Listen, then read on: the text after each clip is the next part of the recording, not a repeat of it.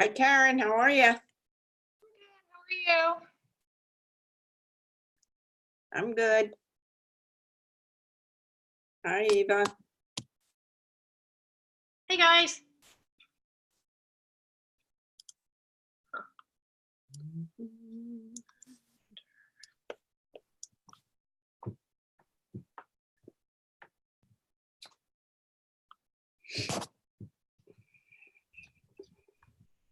Hello, Marty.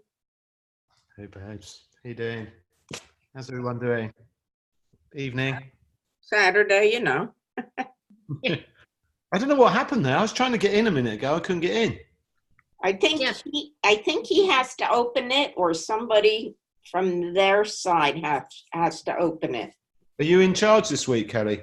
I wish I was, but no. Otherwise, we'd all get raises and a day off. Hi, Julianne. I assume you're in charge. There was a clash of Zooms. Oh, yeah. What happened was there was one that was on at 11 a.m. still was on. So yeah, we've got it sorted. But I'll make sure that we don't have things that close again, because this is the second time. Don't worry. It's no bother, dude. It's So, only no, whatever. It's a few minutes. Justin had another pitch session, so he said he would be a couple minutes late. No worries, Hannah. Thank you. Can you guys hear me? Yeah. No problem. Thank you. How is everybody? How was your week? I had a great week. Cool. Well, you know, I stayed out of jail, so any week out of jail is a good week. Speaking of jail, like where I live has 9 prisons. Oh, God. It has 9 prisons. And we heard all these sirens the other night, and I just read an article that said they had a prison riot, and 150 inmates were in a riot. Where do you live, like Colorado? They had to airlift 6 people out of there. Jeez. Yeah, I know. It's pretty scary. I live in Arizona. Where in Arizona are you? I live in Florence. Where's that? It's halfway between Tucson and Phoenix. Oh, okay. My mom lives in Tucson. Oh, okay. Yeah. So north of Tucson and south of Phoenix. Okay, so we probably passed through you when we went to Sedona. Maybe? Probably not, because you would be going, well, maybe. You went down the 10, and then I think we passed Phoenix and then went up. Yeah, so if you went the back roads, like 87 through Gold Canyon in the Superstitions, that's where I am. Oh, okay. So you are on the other side of Phoenix. I got it. I'm on the east side of Phoenix, and you are on the west side of Phoenix. Oh, it's so pretty out there. Yeah, it's gorgeous. I love it. Yeah. That's cool. There's a place called the Superstitions. That's wicked. Yeah, the Superstition Mountains, they're awesome. They're beautiful. What a great name for a mountain range. I know. Where does that come from? From Native American people. Wicked. Indigenous So people. what is it in the Native American language? Still the super. That I don't know, but I know that's where it comes from. Yeah, And that's a lot really of people die there because of this treasure hunting thing, where supposedly there's a lost treasure there. So a lot of people try to find it and die. It's like the treasure of Sierra Madre, only the Superstitions. Hey, you guys, what do you think about if we all rename ourselves something funny? And then nobody put their pictures up. Oh, that'd be so confusing. Let's do it. Now, let's try it, okay? Yeah, we should all, I'll switch our faces around to different names. I don't even know how to change my name. You guys I'll are change your name, okay? I want to be the crazy ass lady. Yes, That's I like that. That's okay. perfect. Okay. Okay. Now, I'll turn off your video and just see if it shows. That's hilarious. Dude. What do you want to be, Eva? Oh, I don't know. Surprise me. You're a writer. Come on. I have no name. Karen, what do you want to be? I guess Prison Break. That's cool. Marty, what do you want to be? I've done myself. I'm Wally, dude. Oh, shoot. What are you going to do yourself? Yeah, I can't wait. Yeah. you had to mix it up and put another dude in there. Otherwise, it'd be too easy to get Wally dude. Sorry. Now let's turn off all our videos and see what comes up. Jana and I will both be roadmap picture. I'm usually just my name, so hold on here. Oh, this is good. This is good. Prison Break still has a photo. Let's just leave it like that and see what he says when he comes on. That's He's great. gonna really be confused. That crazy ass lady is my favorite. Except that, look, it says crazy ass lad because it can't spell the rest. Oh my God. You know what's weird is if he can figure out who everybody was. That's He a little will. scary. We'll figure it out. Prison Break has her mugshot. And he knows that the two roadmap ones have to be the usual suspects. Yes. He'll know I'm Queen of Weird, so. Well, now we're waiting on Justin. Send that job. Oh, shoot. Well, that killed that. Yeah, he's never going to come on now, is he? What if when It's we like see sitting it, around waiting for a surprise birthday party and the guest never arrives. what if when we see him, we go off? He won't. he Okay, won't- sounds better. That makes it more 'cause fun. then we can talk. He said he had his last. Oh, there you go.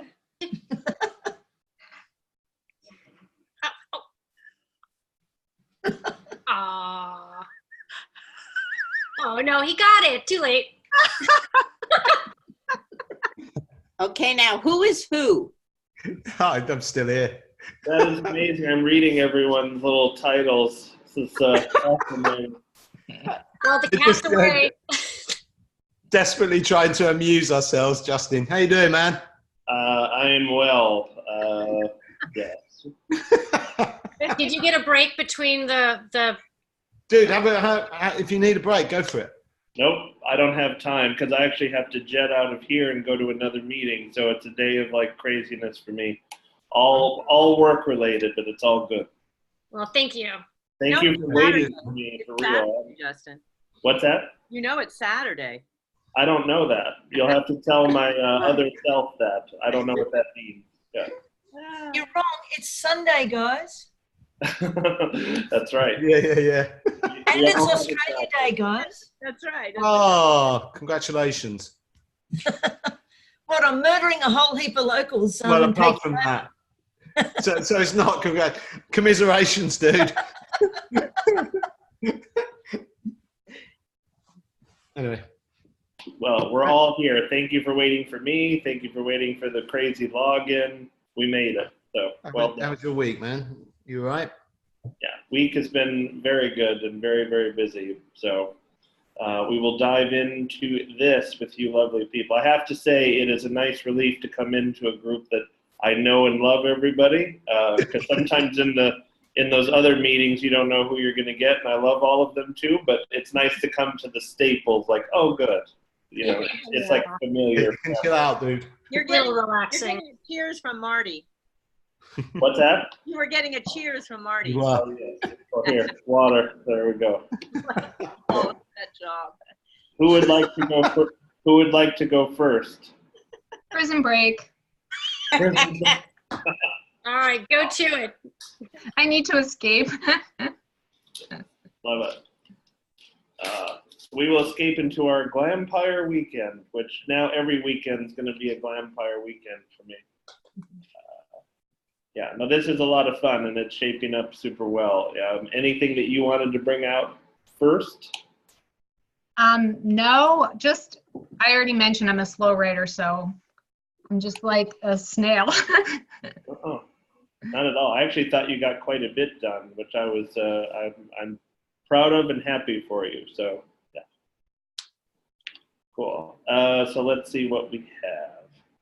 Oh, I laughed out loud, to be honest, right on page 1. You have that line, totally baked and not just the Arizona summer heat. Amazing. Amazing. Yeah, a great way to state a couple of different things in a simple but fun sentence. So well done. I thought when you have them enter the saloon, as it were, if you wanted, you could have like, you know, a 90-some-year-old or 200-year-old like piano player, like frantically, you know, the old kind of honky tonk thing. Maybe there's like an old couple dancing really fast and way more flexible than they should be at their age. You know, you could That's awesome. play that stuff up if you want. It just adds some color to it. Yeah. I thought of a terrible but maybe funny joke where like one of the guys could say, "What is this cocoon?" You know, maybe that's too dated of a movie, but it's fun. So then when you introduce the two ladies, kind of a note for Meg in particular, but maybe she is like reading a brochure about the skincare line, or somehow introduce a visual of that in her sphere. Okay. You know, like connective tissue then for the both of them that you don't have to really explain, which I think is smart. Okay.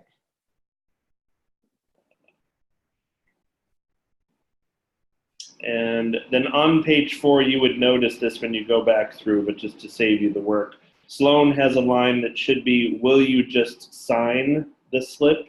The word sign was just missing. Okay. I'm a terrible proofreader too. So. Oh, no, good. I'm glad I'm pointing them out then. So Yeah. Spell check and grammar checks only go so far sometimes, especially in a screenplay, because there's all those weird terms that a spell check isn't used to and things. Well, I'm the type of person that I just read it the way it's supposed to be instead of what's actually on the page. Yeah. So I never see my own mistakes. Like I can see other people's mistakes, but not my own. That's why I always use a proofreader. But Yeah. I don't use the proofreader till I'm pretty well done. So. Yeah. No, that's a very common thing. I've done that before where I'll reread the same thing 3 or 4 times and still not get it till someone says, "See?" and then, oh, okay. Page 5, Meg has a line that should be, "Job is to be a student." Again, you just have the word "a" missing. Okay. Easy enough, but might as well say. So I don't know how you want to play up her character, but I had a thought for you. So on page 8, when Vance, who I love the scene, when he comes back to get his golf clubs, and he says, "You look good." Yeah. What do you think about her like hesitating there? Like, because it's kind of a vulnerable statement, and it is with someone that you were connected with. I just think maybe there's a beat before then she tells him to get the hell out. Okay. Yep.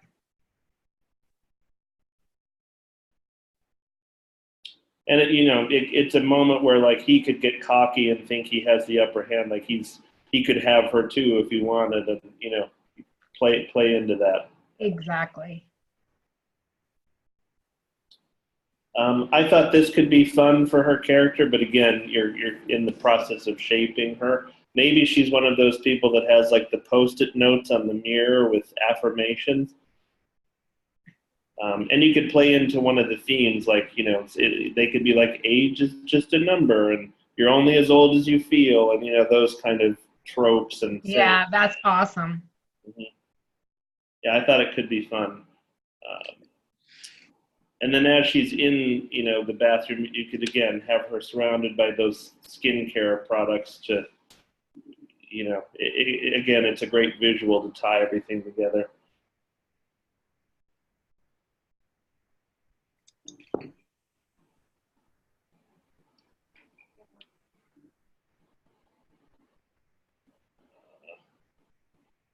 On page 9, I think, when James comes to the door, I love that, like, he's trying to get in, and I like the idea, like, she's way stronger and just, like, pushes him out. It's fantastic. Sets him up really well, too. For the two of them, are you wanting to say that Meg is going away to kind of escape motherhood and, like, the rigors of that? Is that the idea of her wanting to go? Okay. Yeah. And then for Bonnie, it's kind of like she wants to be younger and adventurous again, right? Yes. Okay, cool. Yeah, you're setting that up really well. We could show Meg dealing a little bit more with her age issues. Okay. And maybe it's not until like she's actually with Bonnie that you want to do that, but just to plant that seed for you. Okay.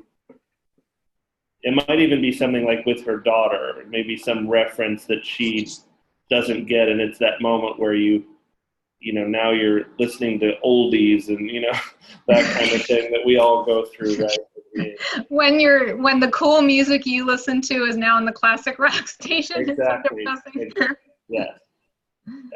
Yeah, I was listening to something the other day, and what was it? I don't know, Brian Adams or someone, or even like Whitney Houston. I was like, what? This is old now? And that's where we're at. So the next beats, are you going to plant like the setup for Vegas and for them being there? Okay, cool. Yep. And are you going to remind me too, is it like a contest or a conference? Or a Conference. It's a conference, yeah. Okay, cool. You could tie in something that maybe they, you know, the most sales wins some sort of thing. You know, it's not, in other words, it's not just a convention. It's like maybe it's a you know, lifetime supply of skincare products or something. And it might give them another part of a goal to kind of want to be there and to reach. Okay, yep. Because I'm thinking in terms of like the stakes for this, which will be more set up once they meet, of course, the vampires. They're literally trying to escape with their lives, but the broader ones, you know, Right. set up the Right. film. Yeah. The initial goal, right. Exactly, the initial goal. Well said. So the other characters that you've introduced, are you going to bring them back in any fashion, like Sloane and Graham, for example, and Connor on Meg's side of things, her husband, daughter, and son? Or are they kind of just on like the bookends of the story? I was going to have them just on the bookends unless, you know, as I'm writing it, I can figure out ways to incorporate them. I have to think about that. But right now I was going to do them bookends. Mm-hmm. I think instinctually now, knowing kind of the outline of where you want to go with the story, it might be bookends, but it might also be like they hardly noticed that mom was gone, which is kind of fun. Something like that, but then have it be a moment of her kind of, you know, reclaiming her position, if you will, when she does come back. I think it could be something comedic, you know, in that way. Okay. Yeah. And then for Bonnie, we know what happens to James, unfortunately, but how about with Vance? Like, do you have an idea of what her resolution with him might be? No, I'm not sure yet. I haven't quite figured that out. So if you have any suggestions, let me know. I feel like the natural thing would be some tie-in with what we'll just call Beauty Immortal. Yeah. Maybe she looks just so refreshed after being in the sun, like literally. You know, it's not even the skincare, it's just, you know, how the sun can have that effect on all of us. And he just, you know, he's ready to leave his 20-something little chickie to go back to her, and she's not having any of it, you know. Something like that, I think, playing into that, showing her strength. Again, this is more, you know, comedic, but I think having that backbone adds to it. Okay. I was thinking too, for it could be interesting that in addition to like getting her mail, maybe she has a pet that kind of replaced Vance, and so James was there to feed that pet, which could play into the story too. Either James brings the pet with, or the pet is just there, you know, like the dog, you know, that's crossing his legs. Oh my God, you're home! Like at the end, which again could be a funny visual moment for her.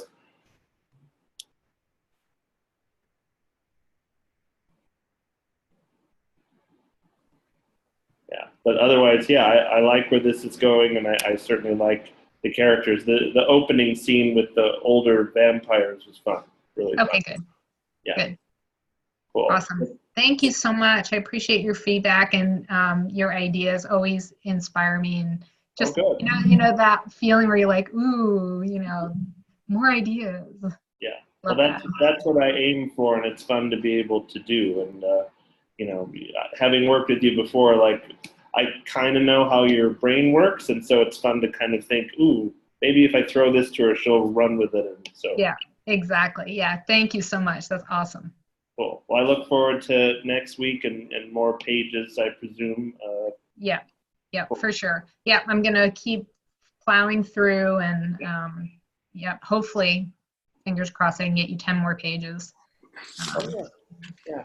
Don't stop yourself. That's all I would say. So Yeah, I think if you get 6, then it's 6. Like, I don't judge and don't stop. Those are the Okay. 2 rules.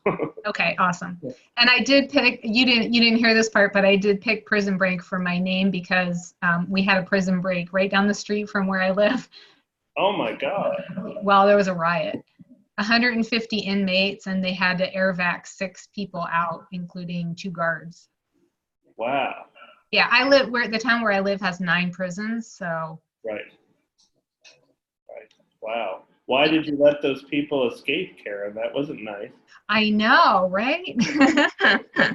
But I always tell people, yeah, I might live near a lot of prisons, but this is one of the safest places to live because they don't stay here, they leave. Right. Wow, that's fascinating. Well, I'm glad that everything's okay. So if I see a strange face in the window, I'm just kidding.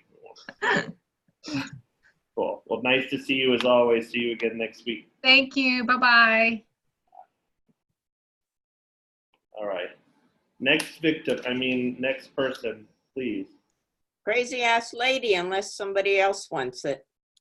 Go for it. See, Uh, I not bet you so didn't sure. know that was me, did you? Oh, I had that peg. That one was easy.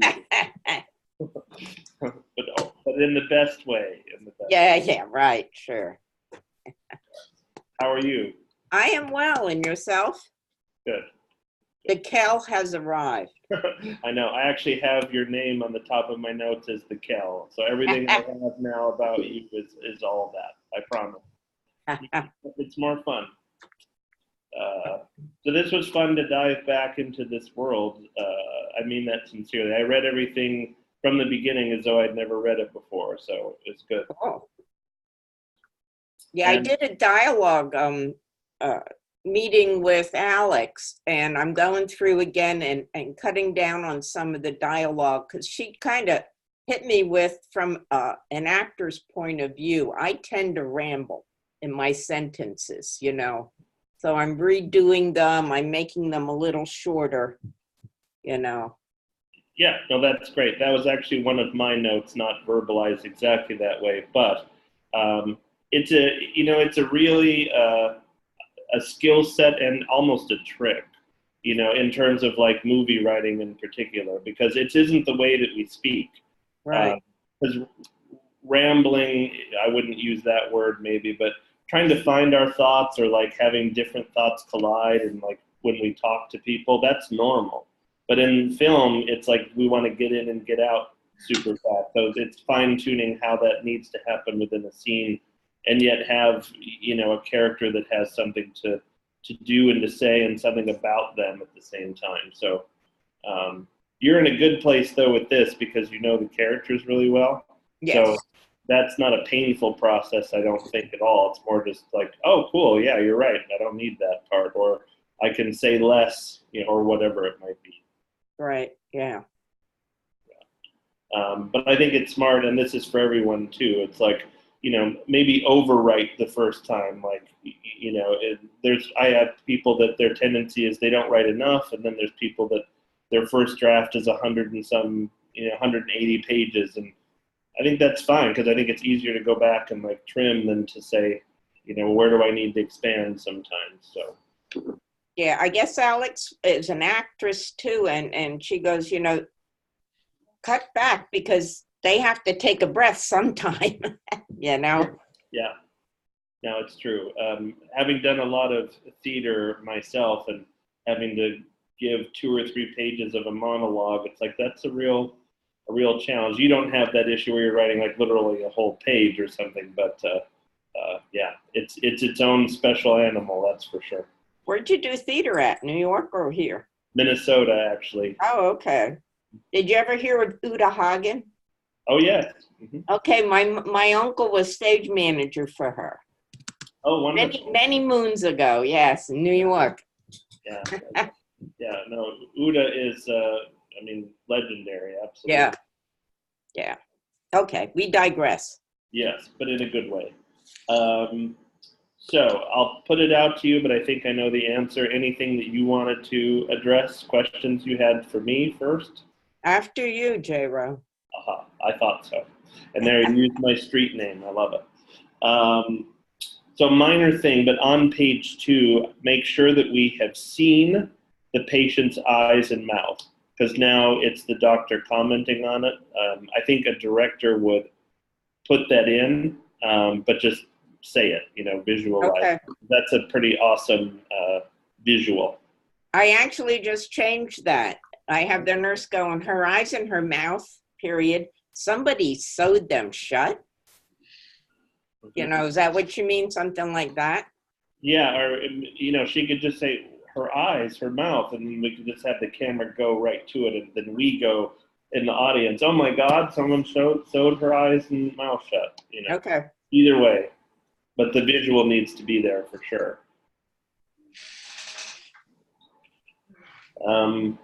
This is a minor thing, but it could add to her character, Megan. On page 3, maybe it's even like they tease her about taking time off because she never does. Okay. It's almost like, in that work environment where it's like a cause for concern. Justin, where are you going? You're never gone. It's almost like that. Like, is everything okay? And it's like, yeah, it's great. I'm celebrating. Yeah. Okay. Cool. And minor thing, but it's something that I've learned, and I might have shared this with all or some of you before, but on page 9, I would cut the word montage. Just make that a series of shots. Okay. But I learned from an editor that they hate reading the word montage in a script, so it kind of makes sense because you're telling the editor how to do it versus like letting them kind of piece it together that way.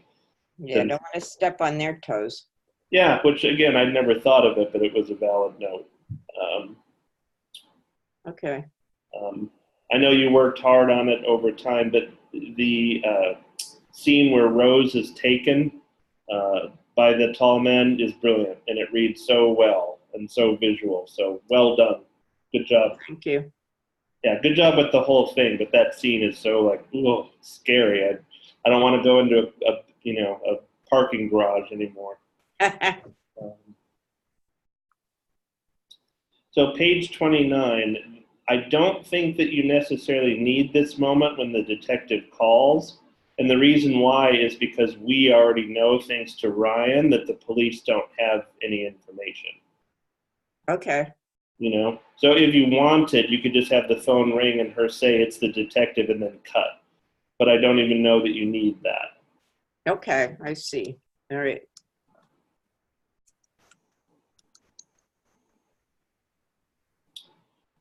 Let's see. There's a few like grammar things throughout, and I won't read them all, but just, when you get done kind of working with Alex, just do a pass on simple stuff like a word missing or maybe an apostrophe. It's the stuff that happens to all of us. So, yeah, I have trouble with punctuation and yeah, I read fast too, so. Sure. Yeah, no, I totally get it. If you want, I can go through some of those things either next time or whatever, but or just send it to someone and have them do it because it's not. Yeah, I do that because I don't catch them all. What I see and get in my head, I sometimes they're completely different. Right. Well, it's like Karen was saying too. It's a very common thing, especially when we read and write this, our stuff all the time. It all just becomes a blur. So page 57. My only concern here is it kind of seems like they, meaning Megan and the family, and Ryan in particular, have already found the tall man. So, and we aren't really privy to their process of finding him. It's just Ryan did some work, and then here it's led him to this point. So it's a choice for you to make. Like if you want to make a brief scene where there's more investigation, Okay. but I don't know if you want to do that, but I feel like you might need to. Even if it's just like a bunch of pages flashing in front of him and it's just that visual, I don't know, but. Okay. Yeah, I can bring something in about him using the FBI algorithm that he uses to profile people. Yeah. Okay. Yeah, I think that would be good.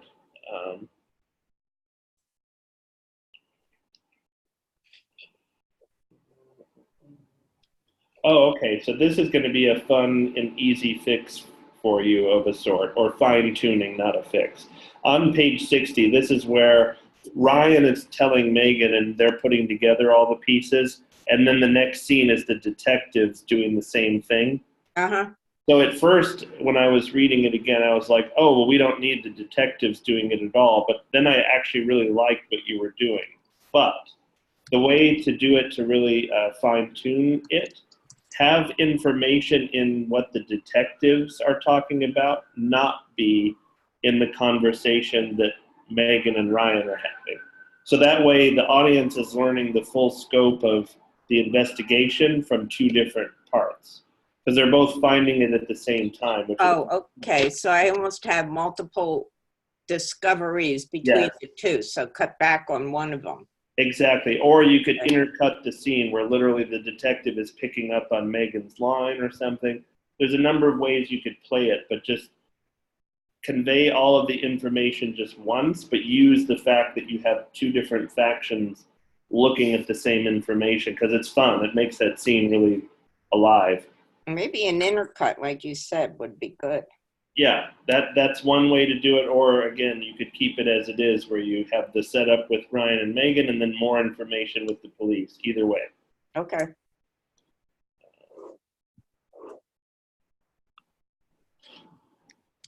Page 62. So this is where the detective catches Megan spying on the tailor shop. Instinctually, how would I say? I feel like maybe she wants to be a little less herself in the scene, because otherwise the cop might say, wait, I got to keep my eye on her, because she's a little too kind of dismissive. And it's very odd that she's there if she didn't have that information. And the only way she could have gotten it is by breaking into their files. Does that make sense? Okay, yes. So if she's there and she's scared, seemingly more scared of the detective's threat to like arrest her if he sees her there again, then it works. Because otherwise, I feel like he would either want her tailed or he would put a car there anyway to observe the shop and catch her. And we don't want that, of course. What if he pulls up and doesn't see her with the binoculars, but pulls up and taps on the door and says, and what are you doing? And she's got her clothes in there because she was going to go in anyway. Yeah. Okay. That works, because then he's suspicious, but he's not like onto her, Right. Okay. Yeah.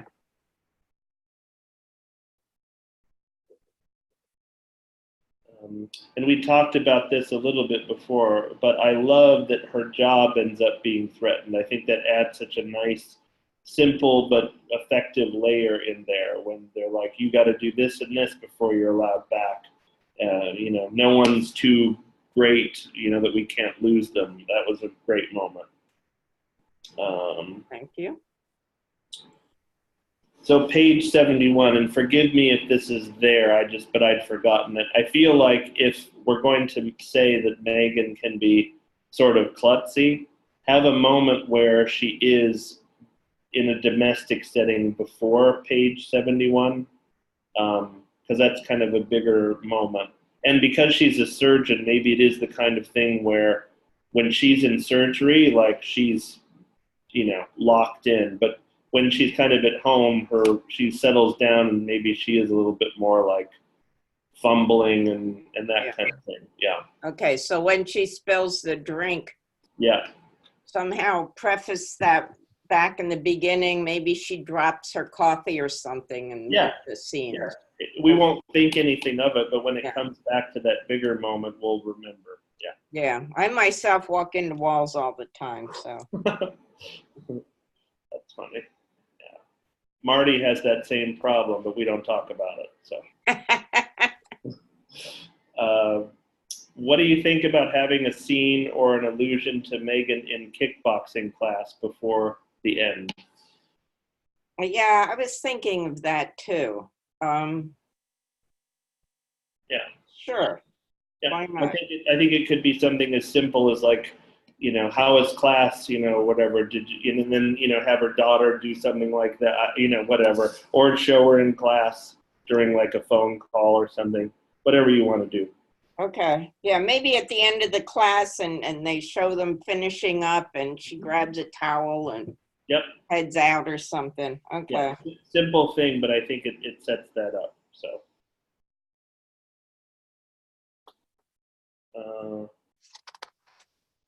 Page 74, this is where the tall man turns the table and we realize, oh no, he knows who she is. What if he just calls her Dr. O'Leary? Oh, I that's a think good it one. might be Yeah. really just, ugh, we'll feel sick for her. Yeah.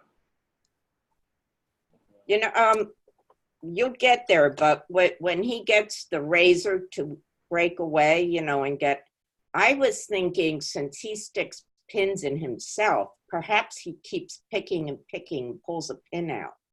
I think so. Yeah, instead of getting the razor, that's pretty opportune, you know.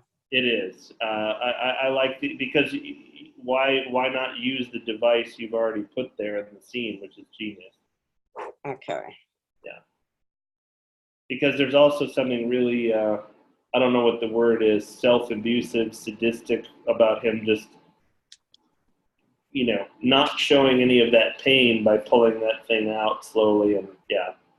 And then he can nip away and get out. Okay. Mm-hmm. Yep.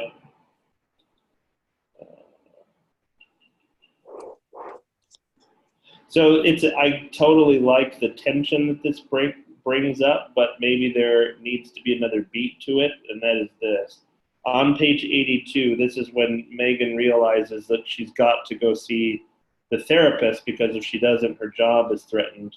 But at the same time, it's a very challenging moment because leaving Ryan alone with this guy, I don't think she would want to do that. So either we need to see like more debate for her, or we need some other just little element in that scene because that's big. I like it a lot. I think it's very smart. But I think it just helps with like tension, you know. Okay.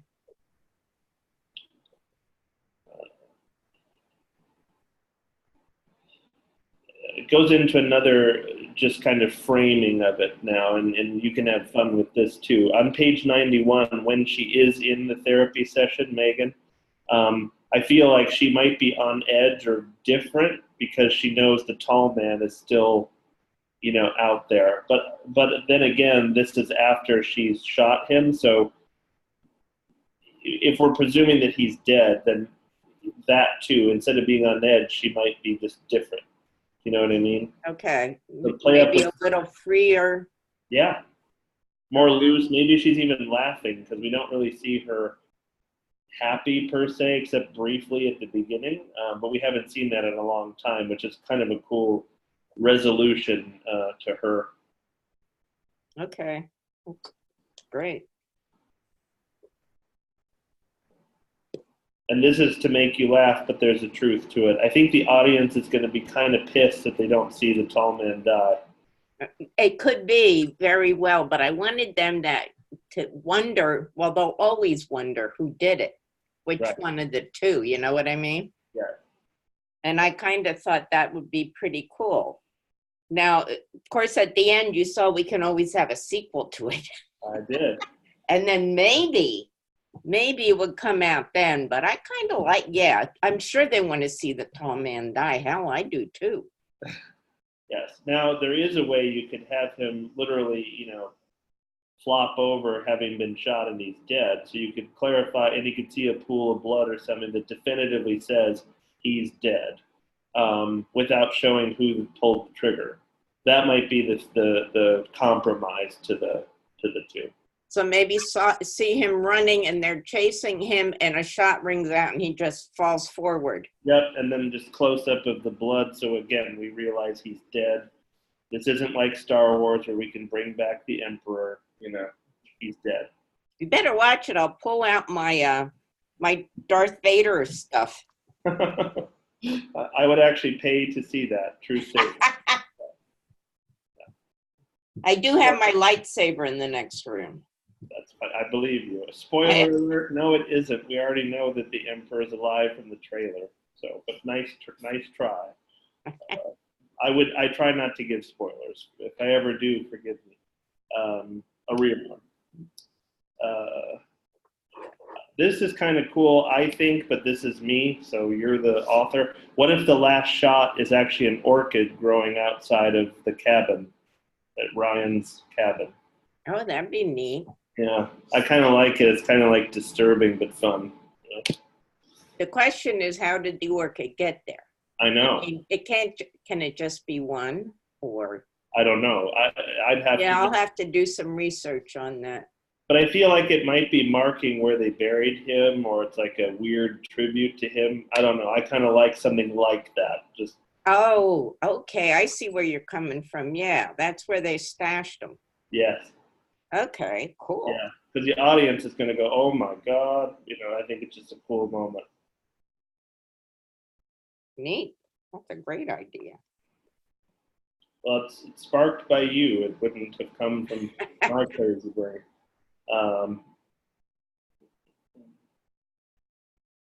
So two other minor things, but page 96, the line that you have there is about the case being in limbo and that being good news.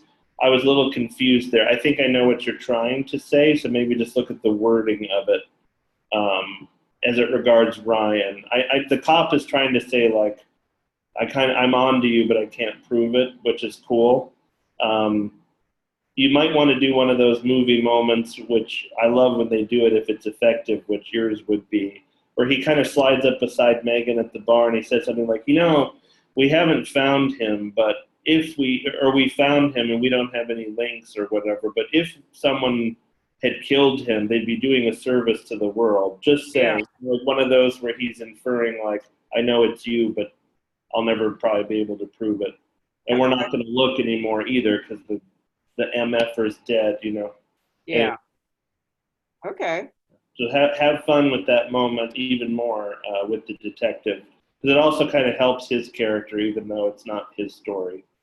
Plus, then I can have Megan look a little kind of shocked. She's anxious, and then he says something like that, and she's like, hey, what's going on? Yeah, and then he slams the drink and says, have a great life, or, where it's like, oh, wow, that's cool. Yeah. Okay.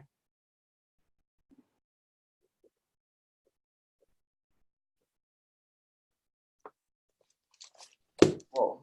And the only other thought I had is, and it might be too much and you don't need it, but there could be a moment earlier where it's either implied or you see the preparations of the tall man going after Megan and Shauna's daughter, or after Shauna.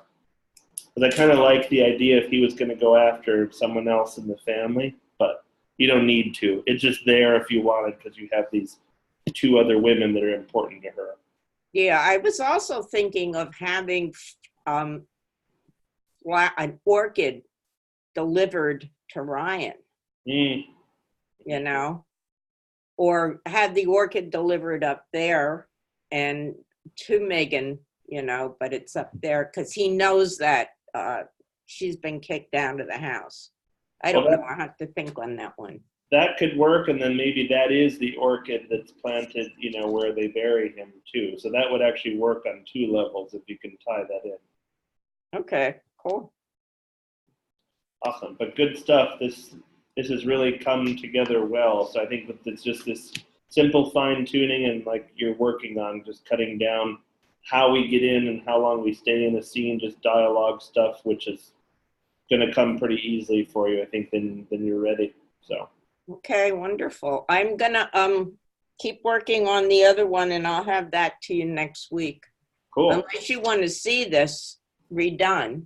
Yeah, no, whichever makes the most sense for you. I feel like you might need more than the week to kind of just get all of this together, but then again, if you have the time, maybe you're in the zone. So whichever you want to send. I'm ready.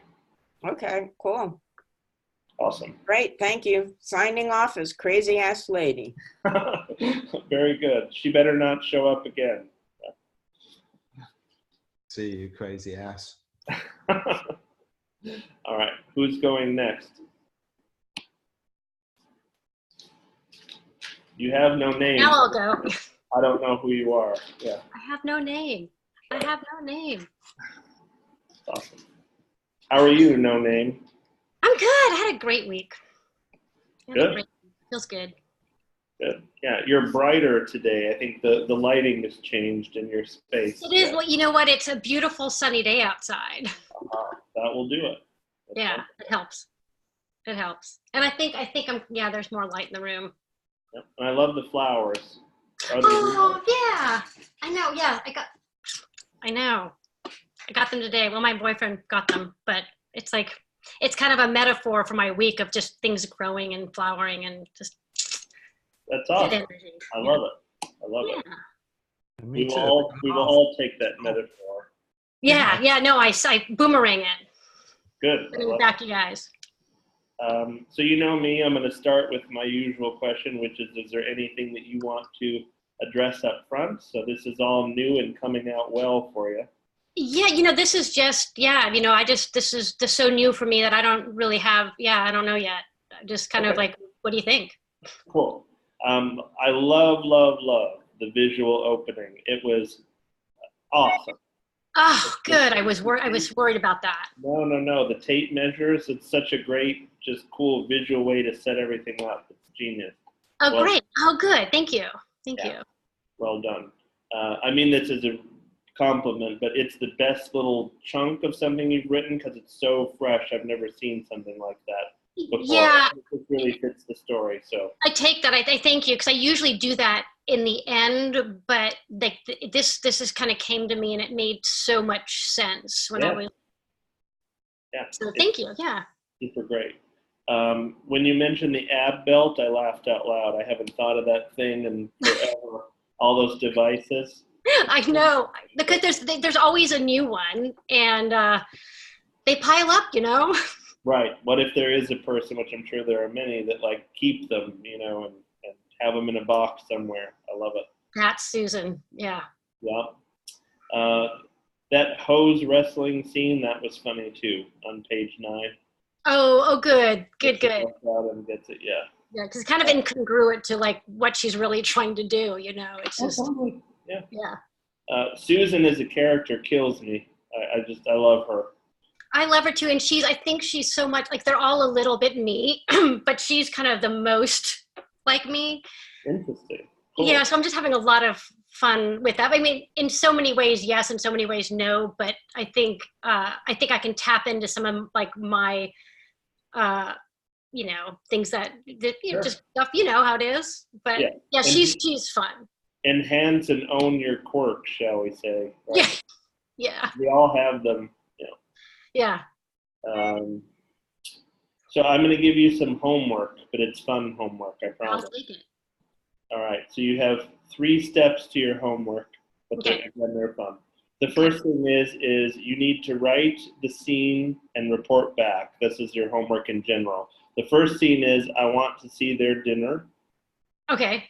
And reveal how they got there, so to speak, which I know is what you wanted to do, but now it's your homework to do it.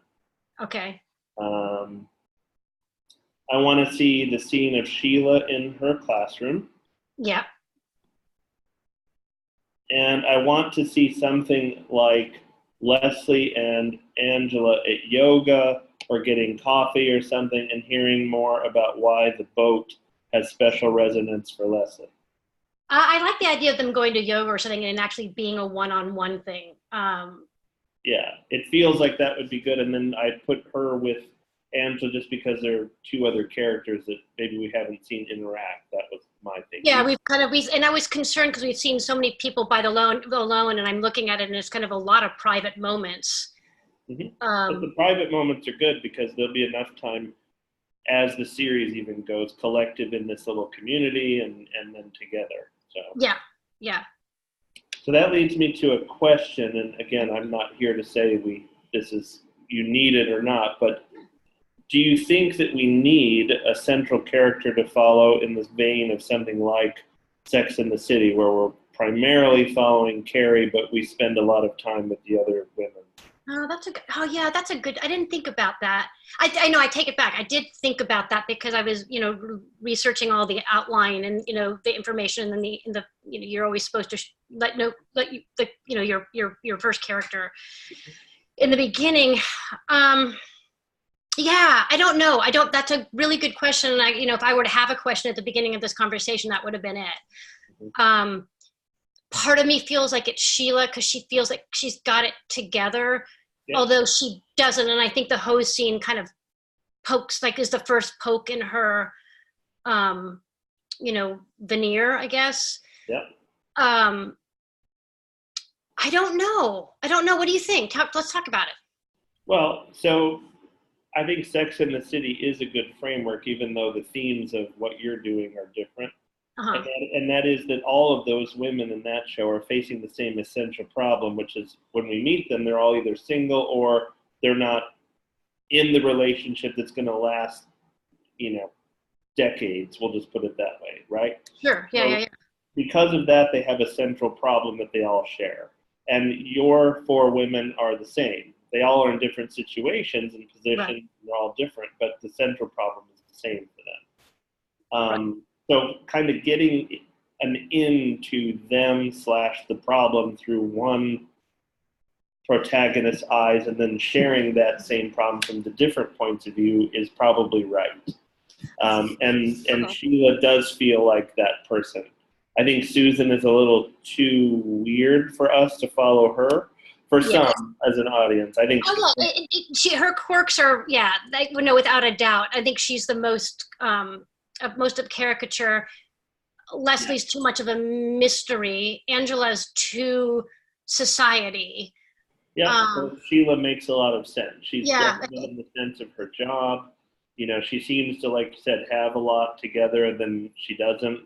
Yeah. So just in terms of framing, I think that can help. So. Okay. And how would that manifest? How do you see that manifesting in the pilot? Like, do we get her point of view? Like, does she become the leader speaker? Because she kind of does in the first scene. Like, she does set up that, like, let's go forward into the future with less baggage, essentially.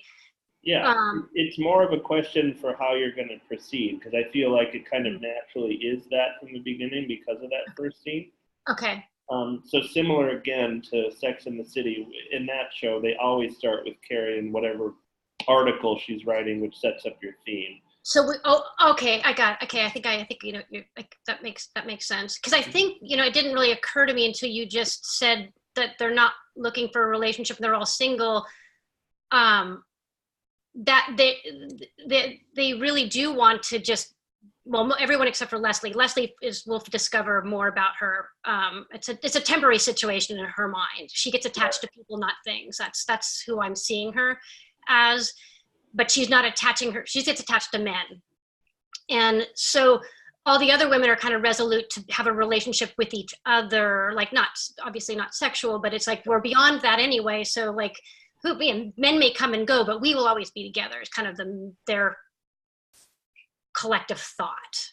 Yep, and that's the same with the Sex and the City women, right? Yeah.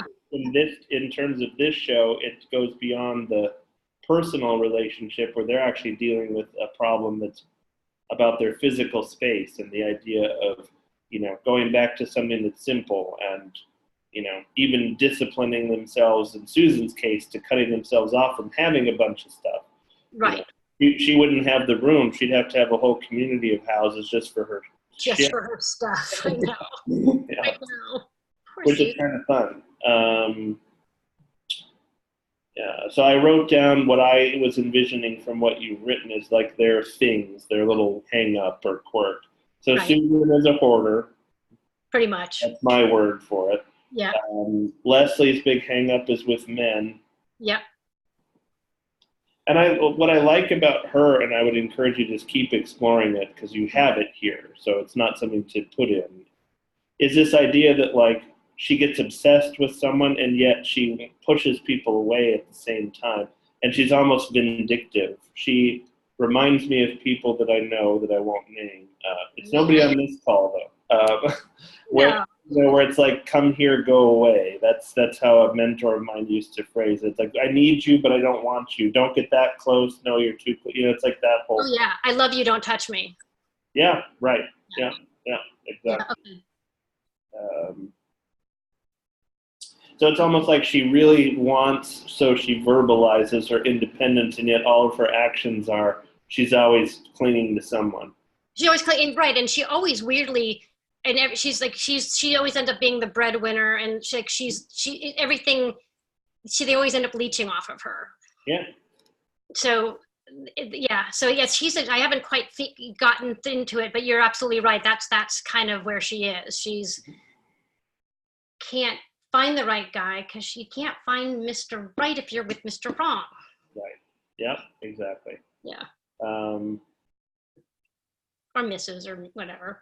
Yeah, we could easily turn this into a mini therapy session because my mom gave me some really valuable advice a couple years ago. She said, if you're with someone that you know isn't like the best for you, then you're missing out on the opportunity to meet someone who is. And I was like, oh, Mom, mic drop. That's amazing. Yeah, no, I've gotten that advice. It's really good. It is. Listen to Mama. Yeah, always. Yeah. So another thing I think that you could set up maybe more, not with what you have written, but coming. Mm-hmm. I feel like Angela probably wants to pull out. Like, because she has the most kind of, not to lose, but so she thinks. I think her world, she doesn't want it to shift as fast as maybe the others. Right, and she's built in visually would be the American magazine dream. Yep. And then I think the layers that we pull back there is that's not as beautiful as we all think it is. Right. Yep. So like she only has her girls and they mean the world, but inherent in that statement even is sort of a problem because if your whole world is built around someone else, you're bound to be not only disappointed, but probably stifle your own growth at the same time. So. Yeah. Okay. That helped. That actually, that you just took something I had kind of started thinking of and just up the ante on that. That's great. Wisdom. That's funny. Love it when you do that. Oh, well, no, thank you. Yeah. But I think a lot about these things, to be honest, in my own life observation. So then when I see the little seed of them appear in something like this, I'm like, oh, I think that's this. Yeah. Yeah, it's a time to, yeah, that's awesome. I love that when if I can put like a thought there, you get it like that. And then that's like, and it just grows. Yeah, no, that's the beauty of this. And it's really, again, one of the great things about these incubators too, because we're throwing out some ideas. It's in that kind of stage, and it's fun to see like that little thing kind of take off or cement itself or whatever. Yeah. So then Sheila's thing, I think right now is pretty obvious, but the way I verbalize it is she's a little too hippie, you know. Yeah. She's a little too like earthy in a world that's maybe not set up for that exactly. Right, and I think, and she's hanging on to this past that she remembers as being ideal. Yes, yeah, and that's great because it doesn't matter what past it is with the person watching. We all know those people. We all do it. We all hold on to something that has already shifted, right? And yeah, exactly. That's and that is, I think, such a common thing for Generation X and baby boomers. It's like, oh wow. It is like it's like the song that we thought was hip is no longer hip. It's all kind of in the same boat. It's like, okay, yeah, all right. So you guys this is the new thing. And I think, and tell me what you think about this. I'm also thinking of bringing in one of her students as a character. Yeah, for sure. Yeah. That kind of is a not contrast, because I actually think that the generation she'd be teaching is more open to her ideas, which is why I think she loves her job. But down the line, I think in the series, I want a millennial tiny house community start to burgeon next door. Oh, for sure. There has Season 2 or something, Yeah, because then the question is, how are those things different, right? Right. How are we all approaching and dealing, and we all think we're doing it the right way. Yeah. Except for Susan, she has maybe. Of course. Yeah. What are their ages? They're in their 60s. Okay. So I would just make sure that that's defined, because I was like 50s or 60s probably, especially based on Angela's girl's age. But Yeah. Oh, I thought I had it in there at some point. If it's not, I usually thought when I introduced the characters, it was there, and then I rewrote it. So. yeah, and it might have been, and I didn't go back. These are more like reflective. It's more just. But no. But if it's obviously, if it didn't, I found it difficult to introduce 4 characters at once. That was a challenge. Yeah, no, I think you're doing a good job of doing that. And they're all different, which is also very hard to do. Sometimes dialogue, especially, can seem like the same because you just wrote a scene for Susan, and then Angela ends up sounding just like her. Yeah. Yeah. Okay. Yeah. Okay. That's age.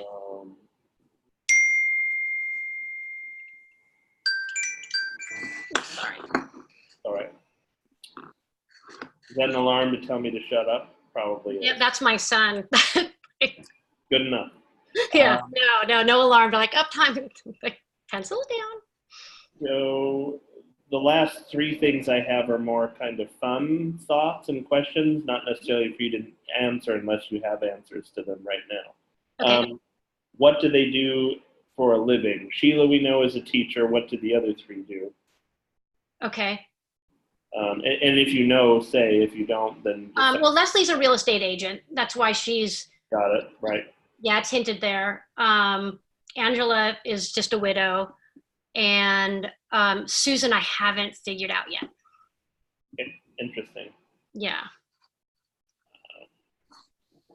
Yeah, I'll think about it too. I'm sure you'll come up with something, but it'd be fun to see what Susan is. Yeah, me too. I know. Maybe she's in sales. I don't know. Yeah, I feel like if someone's a hoarder, what kind of is not the opposite of that in their work, but I don't know. Yeah, I'm not sure. Originally, I had her as a market analyst or a stockbroker or something, but that didn't. When I started writing her, it just didn't feel right. So as I'm getting to know her, I'm not sure.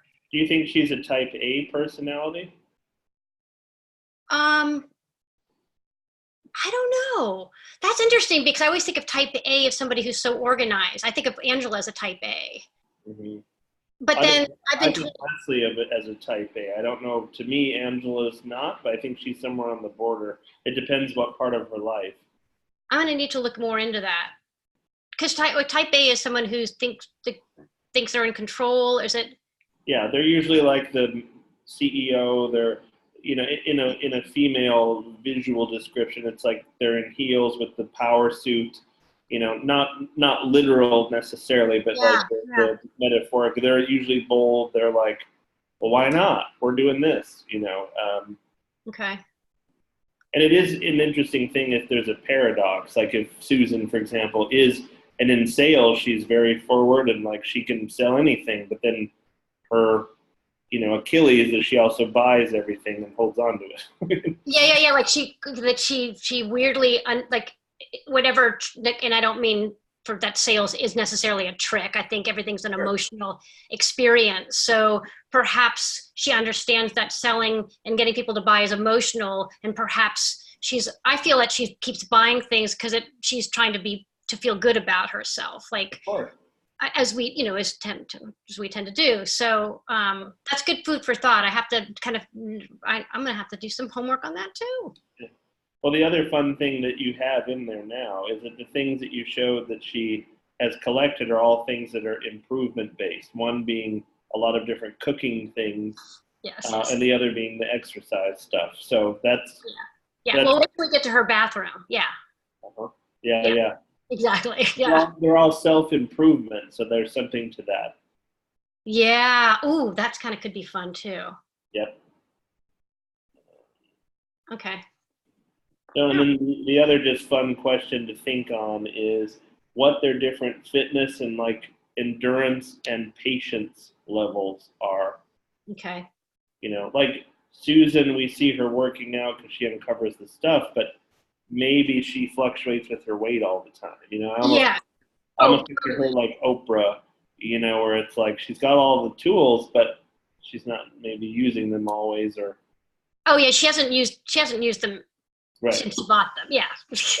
Yeah, exactly. Yeah. Okay. Yeah, but fun stuff, and it's all coming together. Thanks. I'm having fun with it.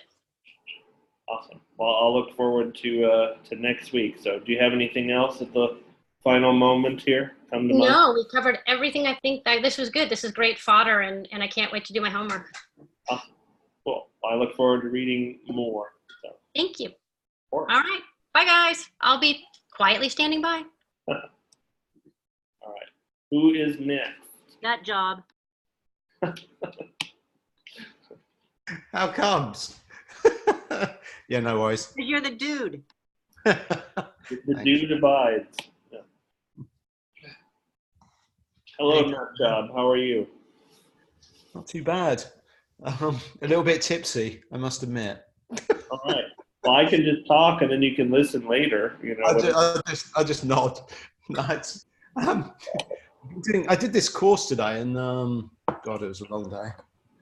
Anyway, I did this kind of like, it was a kind of direct. I could do it. I didn't think until yesterday that I could do it online, but I could. So I spent a lot of time listening to someone chat about the kind of nuts and bolts of directing. Oh, cool. It was, well worth listening to. I've got another day of it tomorrow, but I'd much rather listen to you guys, to be perfectly honest. Yeah. I feel like too, there's a point where listening to someone talk about directing is like, you just got to be out and doing it. Yeah, exactly, man. That's kind of what it was. It was an introduction rather than, I just need to get out and carry on making shorts, etc. It reminds me of a great line from an otherwise pretty forgettable movie that is talking about love is like dancing about architecture. Which I love that. I never forgot that. Yeah. It's an old movie called Playing by Heart that's great cast, but not really a great movie. Just got to get out there and get some. Yeah, exactly. Just you got to do it. You can't. I could do some of that as well. There Anyway, we go. There we go. I digress. Yeah. I actually have quite a bit for you, sir. Oh, bloody hell. Awesome, man. How come? I was inspired, and I love the opening scene that you wrote. So, oh man, it all comes from you. I'm glad. I mean, it needs layering in more, right? But yeah, but you know that, and what I like about your process is that you continue to kind of do that, and it just keeps coming out. Like your way is kind of like slow forward, but then deep, which is fun. Thanks, dude. Much appreciated. So in typical fashion for me, I had a lot of what if stuff for you, but okay. like page 2, what if someone was making a sand sculpture of Scylla, like somewhere near Ella, and it could prompt the visual. It's also prompt her question rather, but it is a cool visual. Yeah, no, dude, that's nice. I like it. And yeah, cool. They see it on the sign, and then they're like, "Ooh, I'm going to build that." And it's one of those like tentacles. You see the tentacles and the heads and the whole thing. No, dude, it's great. I love it. The more that's, again, like I just said, like the more that's layered in, because in the opening, it's kind of like, well, what's Scylla got to do with this? Yeah, which is fine. I think that you're setting all that up. I swam with whale sharks at the Georgia Aquarium, so it was fun to see one show up in Cornwall. So how was that? Magical. It's something that is like a must if you all can do it, if you make it to the States. It's like getting hit with a school bus, though, when they come behind you, because they're normally kind of shy from humans, but if they feel comfortable, they just kind of do their thing. And like I got hit 3 times on the 45-minute. Yeah. What by their tail? A fin, a head, and a tail, respectively. Yeah. But it literally like moved me in the water. I was like, "What the hell?" And there's the sharks underneath me. Amazing. Well, man, that's actually based on my own experience, because it's been a long time since I've seen them. But my favorite surf break, they do come. Sometimes they're there. And yeah, it is rare, but they are around. Yeah, beautiful animal. I love the cuddly. It's such a great you're such a manipulator, Marty. You're evil, but it's a beautiful visual. So well done. Thanks, dude. Not too sentimental. No, it's great because then she carries it with, and it makes sense. You know, it's like the last thing that she had from her. So I love it. Now, I thought of this, and again, you know me, I'm never to tell you what to do, but what if we never see Ella again? What if we only see, like, her pail and, like, the prints in the sand, that kind of thing? And you're alluding more to the idea that maybe we see, like, her foot and we realize, like, she didn't make it, but I don't know if it's more powerful to either see her get sucked away or just, like, to hint at the fact that she's gone. You think it's too much almost to see her taken away? Well, it's just something to debate because then part of it is how it's going to be shot. So I don't dislike how you wrote it, but it's just to say, I wondered about that. Yeah, cool, man. I appreciate that. Thank you, dude. I love Trish and Diz. Like, they feel like such a lived-in friendship. Well done. Right. Did you think about Scylla actually taking Els at the beginning? Yeah, well, it's kind of it's kind of hinted at that maybe Scylla's involved with it, but you could never at the beginning you could never possibly imagine that. But you know, with the hindsight of this monster, you can then Dizzy could start to think that maybe this is. I haven't really dealt with that in the script so far, but it has crossed my mind. Yeah. Well, what I like about if you're hinting at it, maybe even stronger, is my visual idea, something like the waves coming at Els, and then you see like this shadow in there. That's nice, dude. Kind of thing where that would justify. I mean, for me, if she just disappears, then there's the mystery of whether she's actually dead, whether she, and you know, Diz is always left thinking, oh, she's still alive somewhere, right? Or you know. So yeah, I definitely take on board. That's what you're getting at, kind of thing, man. Yeah, So, and I think what it does is by the time you get to the end, if Diz is the one that takes her out, you know, the monster out, you've brought the story full circle where it's almost a revenge tale, even though that's not what it sets out to be. Yeah. It's kind of a beautiful metaphor of like, this bitch took my daughter, now I'm going to take her, you know. Yeah, well, I mean, it definitely crossed my mind that, you know, that's the only way it kind of works. It's, as a horror movie, it's just fitting those parts together. Otherwise, it feels like I bolted it on. Otherwise, it just has to. Yeah. No, I think do it and play with, you know, that kind of Jaws idea where we don't fully see Scylla, but we're hinting that there's something, you know, monstrous that took her daughter. And you could have it where the monster, where she comes in, swallows her up, carries her to sea, and then it could just be a visual of like the lifeguards holding the body from a distance. I think that might be the way to do it, where you solve the issue of a child dying, but yet we all know what that means. I see, because it is, it's very much it's a lot to deal with in an opening of a film, and that of a dead child. Well, I mean, obviously, you see it. Sorry, man. Sorry to interrupt. Go on. Go ahead.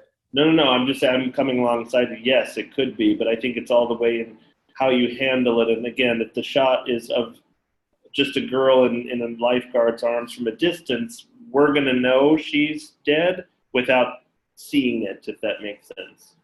Yeah. I mean, you know, obviously there's a bit of a reference to Don't Look Now in it. And you see that scene at the beginning, and it's all in, you know, you just hear the music, you don't hear his scream. Well, you do, I think you do, but it's really awful to deal with. But, yeah. You know. Well, it's tough. Yeah, but there's a way to do it, and it does set everything up then for Diz, because we're going to want her to get hers, you know, for what was taken from her. Do you like this, that it just switches straight to Diz and Trish coming back, and she, you know, to nearby, or do you think there should be more of a beat before that? You know, because basically, you know, Ella is taken by Scylla potentially, or, you know, she dies, and then, you know, it's kind of a few years hence, it's kind of Diz still coming to terms with it. But do you think there needs to be a bit more of a beat or not? No, because I don't know what the I don't know what the scene would be in between, and I don't think you need it. I mean, you could show like her at the funeral or something. I think it's enough. That's the only thing I did think about, but then it's kind of like laying it on a bit thick. Yes. Yeah, I think go with your instinct because I liked the transition. Cool, man. Thanks, dude. I just wanted to, yep. No, it's really valid.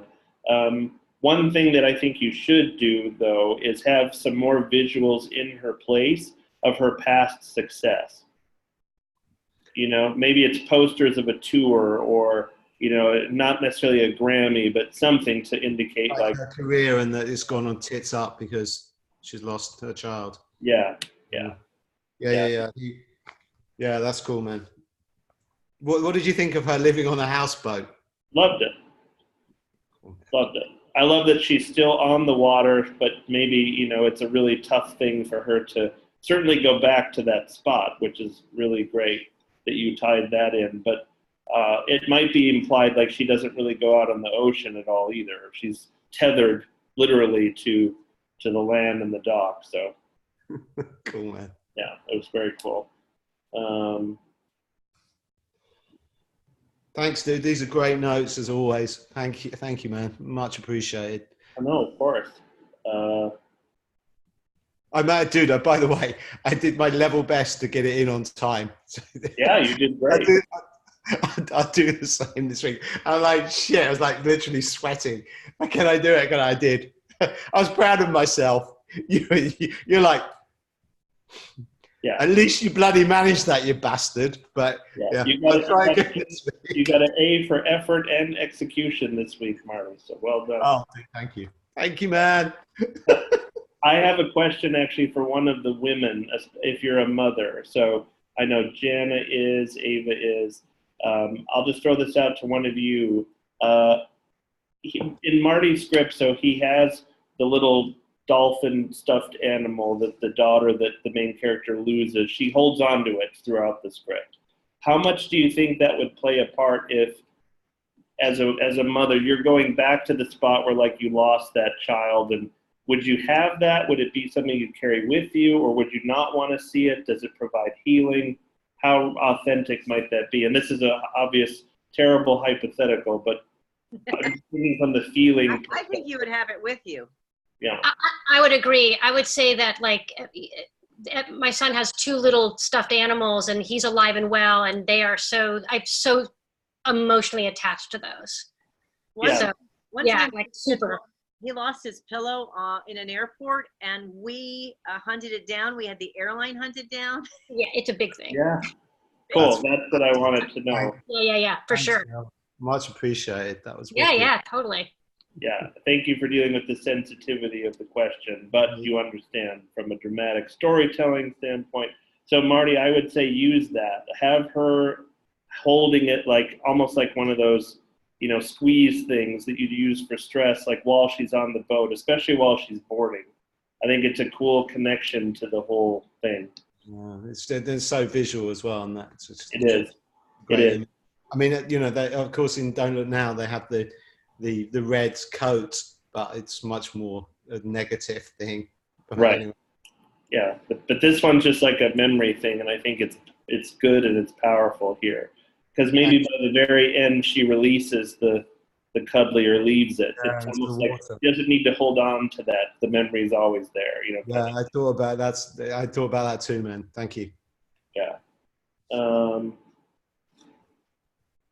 So in Trisha's dialogue here, when she's trying to kind of wake Diz and make sure that she's going to make it on time, just play with the balance between her being super encouraging and also teasing her because that's their manner, and also understanding. You have it in there, but just... You're right. It's a little bit like she's a little bit uncaring. I read it back, and yeah, it's not quite there. I totally take that on board, man. It's a fine line, isn't it? Because it's like, anyway. But you're close, I think, to the balance that you do. That's a really good note, completely. So then, for some of the future pages, I had a few thoughts too. So this might be too much and unnecessary, but you have Harry, our chef, right? Harry has the tattoo, the Scylla tattoo. what do you think about the idea, whether you flesh it out big or not, that there's like a cult almost, like, kind of like so the worship it was one where it had crossed my mind. I think we talked about it a little bit. briefly? Yep. Yeah. And that's, I don't know whether you picked up on the fact there's the shrine in the cellar. I don't know whether you remember. I think it's in my outline, so we haven't got to that point yet. Right. Yeah. So there's this little, and it's something that the women, Lady Persephone, she has a shrine to Scylla, and as it develops, what happens is Lord Teddy, being the coward that he is, he tries to escape into the cellar, and then he discovers this little shrine in there, Mm-hmm. and that's when the next pages I was going to write is basically he gets the fuck out of there and leaves Scylla to the women, but Scylla comes for him and gets him in the cellar in front of the shrine, kind of thing. So he's the lawyer in Jurassic Park, so that's great. Yeah, that's right. But as a cult, it's kind of like, it's the Midsummer thing, isn't it? It's what's his name? Astor. What's his name? The guy who did Hereditary and Midsummer, anyway. Yeah. No, I know what you mean. Yeah. And then there's another one. Have you seen The Kill List yet? No. It's by this British director, Ben Wheatley. Have you come across any of his stuff? I know his stuff, yes. He's well worth checking out. Okay. But he's very prolific. But it's very common theme, this kind of culty thing. So I don't know whether it's kind of like, it's been a bit overdone. That's what I'm thinking. Well, it's just, again, it's there if you want it. I don't think that you need it, actually. I was just thinking of like hinting at the fact that it's Lady Persephone. She knows kind of how to deal with, but Lord Teddy doesn't. I haven't really fleshed out their relationship, which it hasn't really got to that point yet, but I think it needs something and so we know a bit more about what's the thing between the two of them, brother and sister. Yeah. But you'll find that. Yeah. Okay, cool. Yeah. I'm not worried about that at all, because if there's anything that you need to go back and like drop a hint of or something, you have the room to do it. I would make a little bit bigger deal of the blood stain on the beach on page 36. It might even be that because everybody was high or drunk or out of it or whatever, that they wonder if it's their own like imagination, but if they're still seeing it there and they know that it's blood, that's a big deal. You could also have like dead fish or something around, and maybe they just attribute it to that, throw them off the scent, so to speak. This idea. Page 4. Dude, thank you. I mean, there's lots of things like that where I could just definitely increase the suspense. Yes, from the character's point of view. Yeah, tighten it up a little bit. So, you're kind of on that journey a bit, rather than just, it's like, boom, taken out. But anyway. Right. I could, there's definitely a few more beats I can put in. I hear you. Yeah.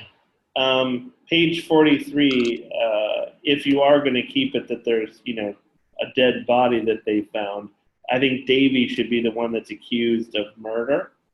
Oh, dude, that's a really nice idea. Not thought about that. That's wicked. Yeah, that's because really, again, they're throwing the whole cast off the scent, right? That's wicked. Because then if Charlie has told everybody that he already confessed to killing his son, it becomes something that it wasn't. It's like that bad game of telephone. It's like, you told it to me this way, and suddenly I've killed my son in cold blood when it was a horrible accident. So it's Davy murdered Charles. Yeah, exactly. That's what I think should be implied. So then when Lena finds his watch later, it proves that Davy's innocent, which is great, because the beats of the story between, you're going to think the whole time from the character's point of view that Davy's this killer. Yeah, and because of the way he freaks out as well. That's nice with the guilt and related. Yeah.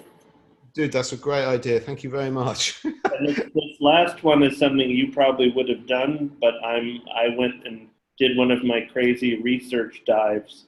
Thank you. Out for you, rather. Page 52, and Lena is singing. Oh, in Greek. Yes, but I think Yeah, what did you find? Use Odyssey. So book 12, verse 73. Oh, dude, thank you. Because and I've got a bunch of translations, but none of them have got any tunes in it.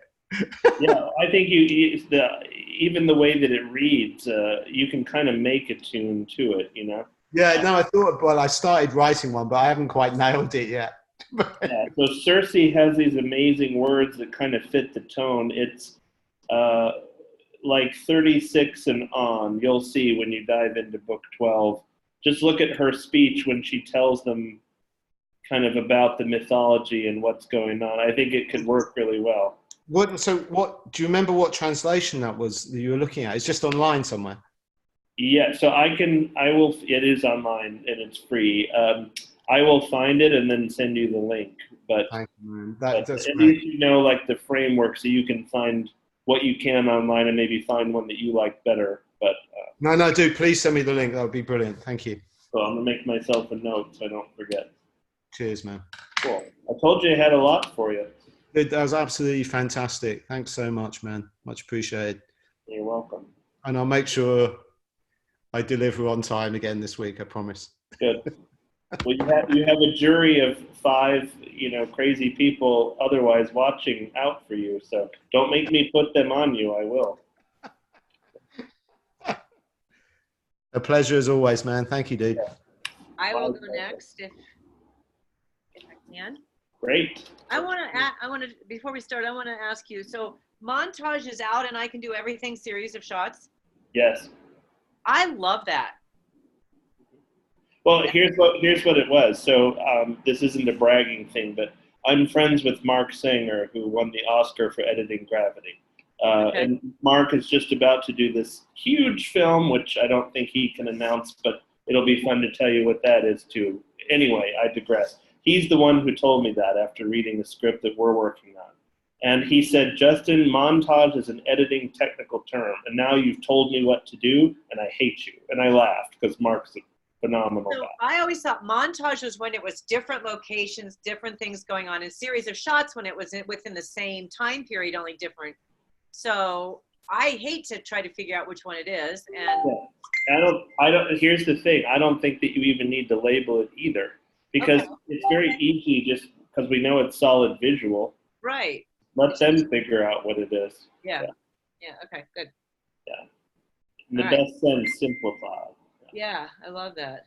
No, I did too. It was actually freeing rather than like, oh, what do I do? Yeah. Exactly. See, we have validation too. Editors get prickly about that. Love it. Yeah. So I had 3 possible titles for you. Okay. The first one was Shut In, Yes. which I kind of like. I think that Yes. might be the one. Yeah, that's nice. Really simple, isn't it? Yeah, and it's the 2-word thing, Yes.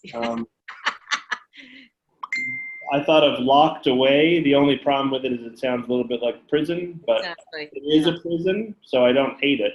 Yes. And then the other 3 were variations. My world, my own world, in my world, somewhere with that. But I like the first 2 better myself. Yeah. Yeah. Yeah. No, those are good. Those are good. So, Jana, you're my favorite writer. That was for Go everyone. with that. We'll go with that. Yes. Poor Julia, yeah, she's calling now. Here's the thing. I don't know how conscious you are of doing this, but it's great when this happens, and it happened to you, and it happens to writers. You had this moment on page 2 where you're like, it's 1979, they're going to a Broadway show. What show should it be? This is so on the nose, amazing. Okay, so they need to go see Sweeney Todd, and the lead song from that musical is Not While I'm Around. And if you read the lyrics, it's her whole thing. Her whole relationship with her dad is that song. Okay. Excellent. Yeah. In the musical, he's actually talking to his carving knives. And he's saying, like, no one's ever going to take you away from me because I'll protect you always, which is horrible in the musical. Right. But it works beautifully for a love story. Right. So, Okay. Yes. Yeah, so then I would use that, like page 7, that's probably the song she's listening to. Okay.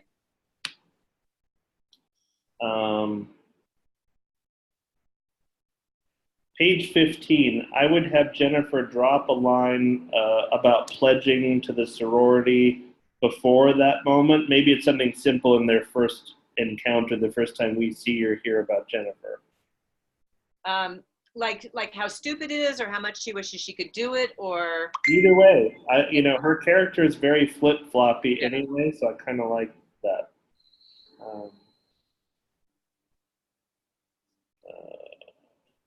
So page 21, I don't know that like her fear of the bath translates to us just yet, because we don't really know about Mom. We talked about that a little bit last week, but. So are you thinking, but isn't it a good foreshadowing? Are you saying take it out? No, I think that we might need to have more of a hint of like that's an issue. Okay. Like it could be page 16 even, like Jennifer could smack Dave and said, "Her mom, you dummy," when he throws her in the pool. Yeah. I kind of like something like that. That might not be the right verbiage, but you'll get that.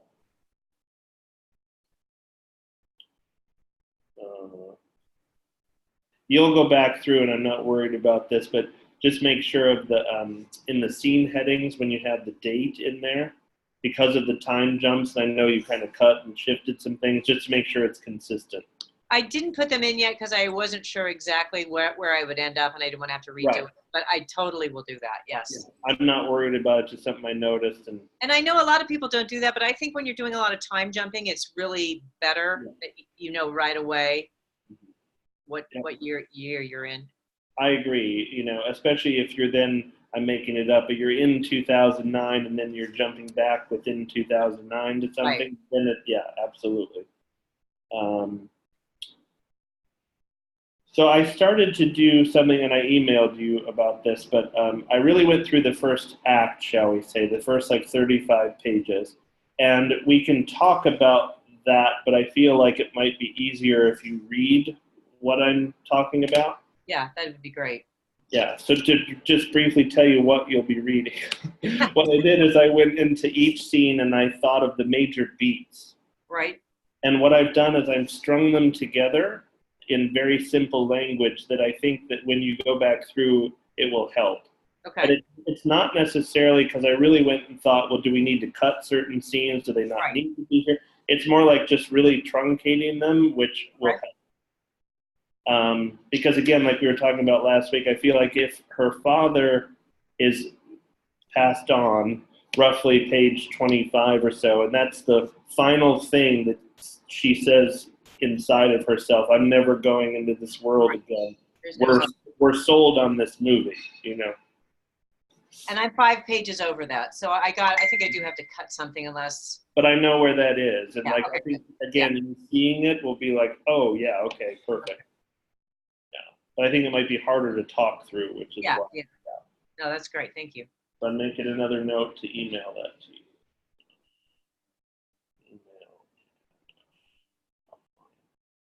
Cool. So I'll try to do that by the end of today. Okay. If I don't by like Monday, just remind me. Okay. Not like you're waiting on them, but you. So skipping forward then. Because we have to get you the new script by Tuesday. My hot days are Sunday and Monday. Well, good. Then I'll email them to you today for sure. I'll have time to do it. It's not an issue. Yeah. But now you've pressed it into my brain, so it's good. Demanding writers. Yeah, I love them. What's wrong with them? Well, that's a loaded question. So one thing I've thought as I've read through this again, I think I had to ask myself, like from the God perspective, do we need Barbara Jean? And the answer is, I think we do. And the reason why is because I think she helps us understand and appreciate Jennifer's back and forth. She's kind of like the solid one, and even, she says to Melissa, like, you're my other daughter, and I think that helps. I don't know that you need any of the other potential roommates, though, because I feel like it might be stronger if it's just these key people that she's Okay. brought in. I also been thinking about this, wanting to make Barbara Jean more of an audience, like when they do their stuff. She's more of the person who they're entertaining. Yeah, I like that. Okay. I like that. And if she is sickly, shall we say, then she doesn't have to engage. It's more like she coughs from her emphysema or whatever from with the oxygen and the whole thing. Yeah. Yeah. Yeah. So page 48. If you were going to keep different people there, I would do that as like the lines that you have Angela saying to her be 3 different people. It's almost like you're showing a passage of time, like she's tried to have roommates and she can't, You think? I mean, I'm willing to just cut them all if you think it. Probably that's the answer. Let's just do that All right. because it gives me more room, I and think- I like that this is focused on just a few people. It makes it seem lonely and isolated as well. I also think what it's going to do is really set up the idea of Lewis living with her and how special that is. Okay. Because like I was saying to you in the email, what's happened in a beautiful way in the creation of this is it's gone from kind of a almost single actress movie, it wasn't, but to being this almost like beautiful buddy people opposite sides. It's great. I love it. Page 59. I think here you could transition with her doing Jennifer's hair or Jennifer's nails, spin to the mirror, and then Jennifer's like in her wedding dress. Oh. What I liked about that a lot too is not only are they mother and daughter, right? But it's this beautiful kind of cycle of life. It's like Barbara Jean is passed on and Jennifer's having this other beautiful rite of passage. She's getting married. Yeah.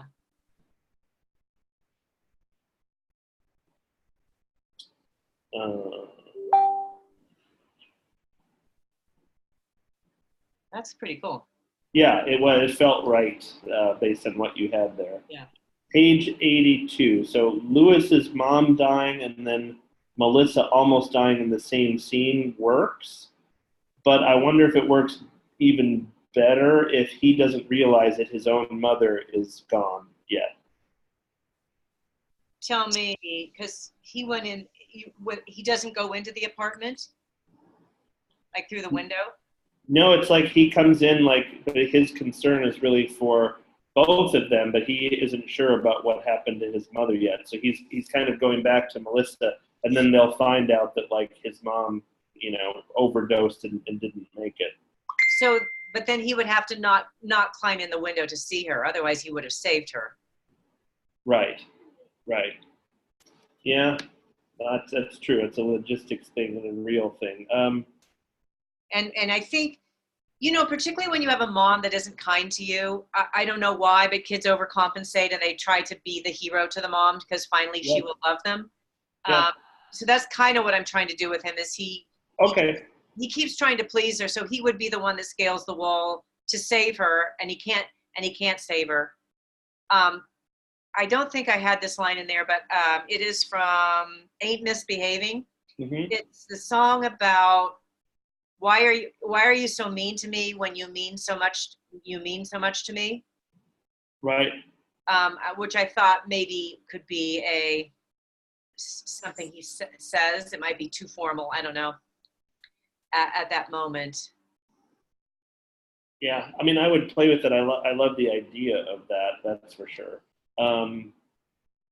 Yeah, I would look at that scene again and look at like the way it's just set up because I like what you're saying and you've justified it well, so that's good. Maybe just watch too the dialogue there. Tell me what's wrong. Well, it's a big moment for Lewis to find out that as bad as she was, that she's still mom to him, which devastating. is yeah. You think he's too casual? Maybe, yeah. And I don't know that it's all hit him yet, so it might be that he just doesn't even need to say anything. Yeah. Let the actor just go to town with that look, you know. Well, and I think I could have him cry there, which would be really, you know, a big deal for him. Yes. Yeah, but an earned moment, you know. Exactly. Because now he knows he can never fix it. I know. Yeah. And weirdly, what that can do, because I've seen this happen with people that I know, is like they almost don't know what to do with themselves because the thing that you were kind of living to keep aloft is gone. Yeah. Right. Yeah. Which then I love, which was my next note, that she is now encouraging him to do this musical. That works on so many levels. It's like, Okay. you know, one of those. It's so beautiful. Yeah. Yeah, it brings that one beat back into the story. It was a little off story. Yeah. Within the story, but not as central. I think it's better. Right. The other thing too is like, you know, the other subtext or not of it that, you know, that's seen as kind of a sissy thing to do or whatever horrible word, and like he's just being him, and it's Yeah. actually very courageous. It's great. Absolutely, yeah.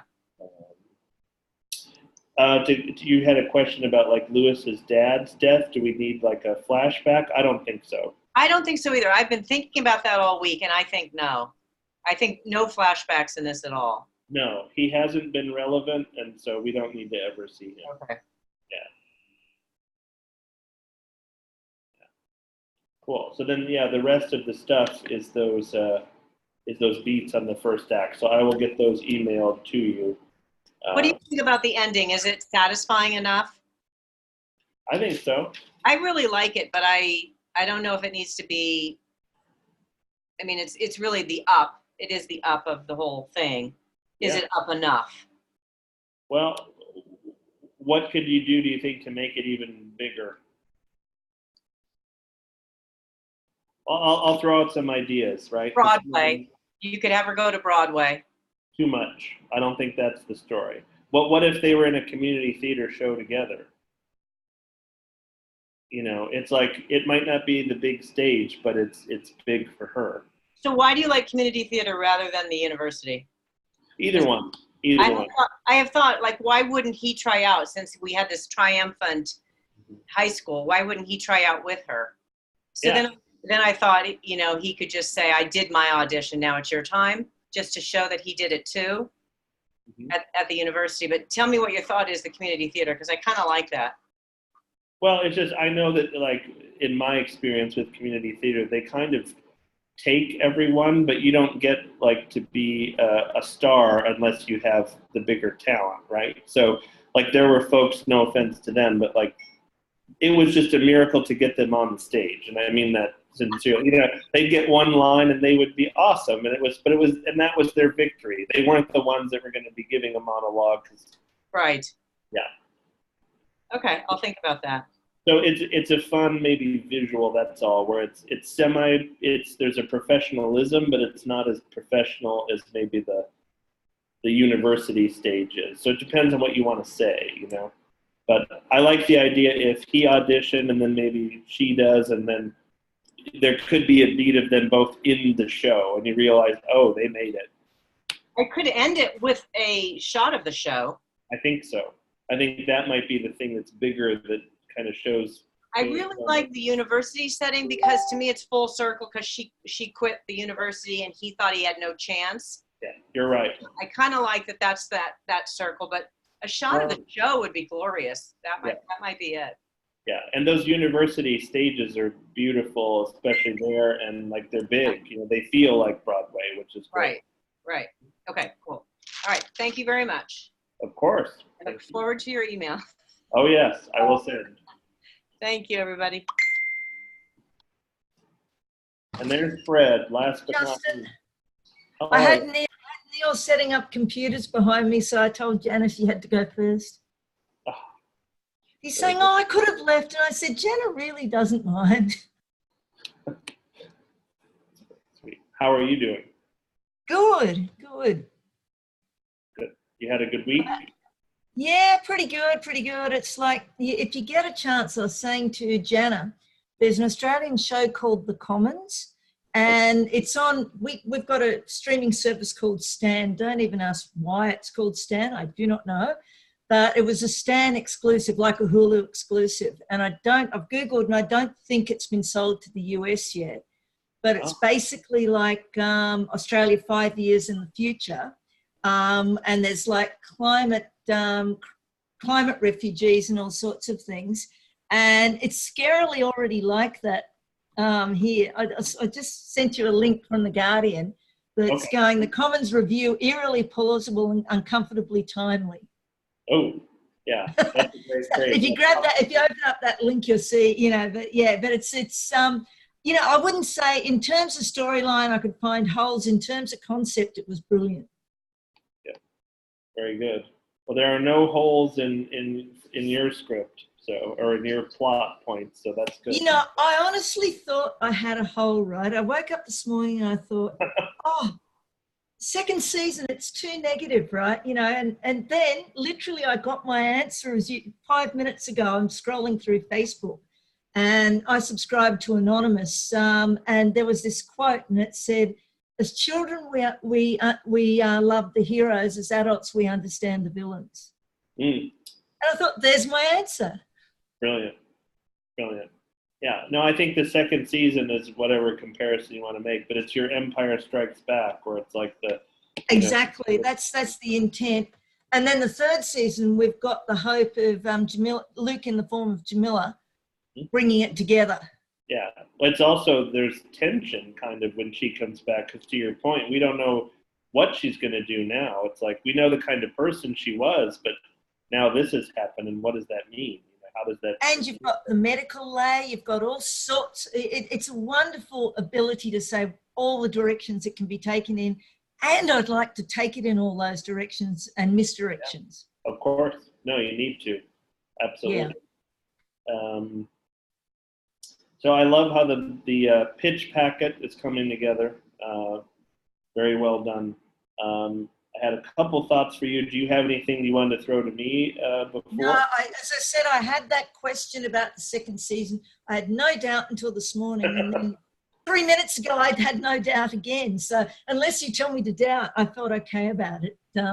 So you tell me what your feedback is. That's awesome.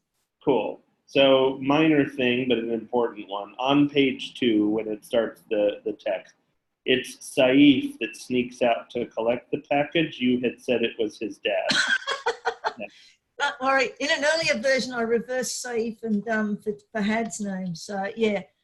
Yep, good. I fixed it. Thank you. When you can look over the punctuation there on that second page, there's like a period missing. There's a couple little things. I didn't. I got to be honest. I finished it at midnight, and you got it pretty well. So I wanted to send you a more complete version rather than send you a really polished incomplete. Sure. No, I appreciate that. That's why. Yes, it hasn't been through Grammarly yet or anything. Okay. Perfect. It's a phraseology thing, but having lived in New York City, they get sensitive about like 9/11, which is understandable. So instead of maybe saying on page 3 greater than 9/11, how about something like it would rival 9/11, which I think like has that. Great power. Yeah.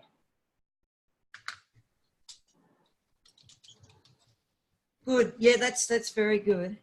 Mm-hmm. On page 4, I would emphasize that it was sniper bullets that took her down. Because you say bullets, and you've set it up to where someone reading it should know where they came from, but you might as well add the word just to be clear. 2 sniper bullets taken. Yeah, easy addition, but I think it just clarifies. It's done. Yeah. It's in there. Great. Page 4, tell me what you think of this. I read it over a couple times this way, and I like it better myself, but you're the I'm very open to, as I said, you've got a very raw version. Yeah. So you might not want to include the subsequent season points here. Just end it with gaze across the water at the Statue of Liberty shattered. I think it's all really more powerful by not having those there on that page. Yeah. What about leaving the picture in? Yeah, the picture's fine. It's just those Yeah. little points. I feel like just leave us with that emotional, oh my That God.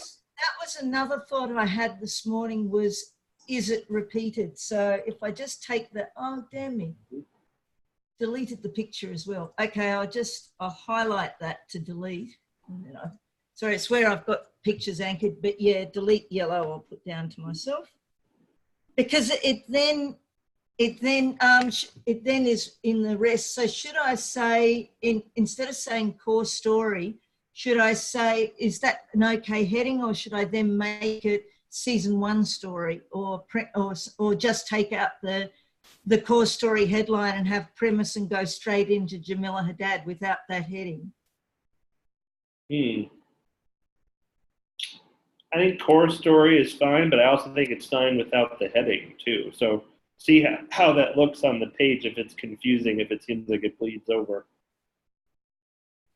I was just doing it simply because of my marketing background. You have headings, you have subheadings, Sure. like any business report, and then you always follow that formatting the same way. But it doesn't have to be that way. Right. It's. I like your idea though, because it makes sense on the eye, right? Because we're used to seeing things kind of that way with a similar format. So probably you do want to have the title there. Season 1 story is fine, or core story. I like either, because that really is the thing that sets everything off. Yeah, and it's enough that people, so long as they keep reading, which hopefully they will, ending with shattered, They which will. is full stop, she says as she looks.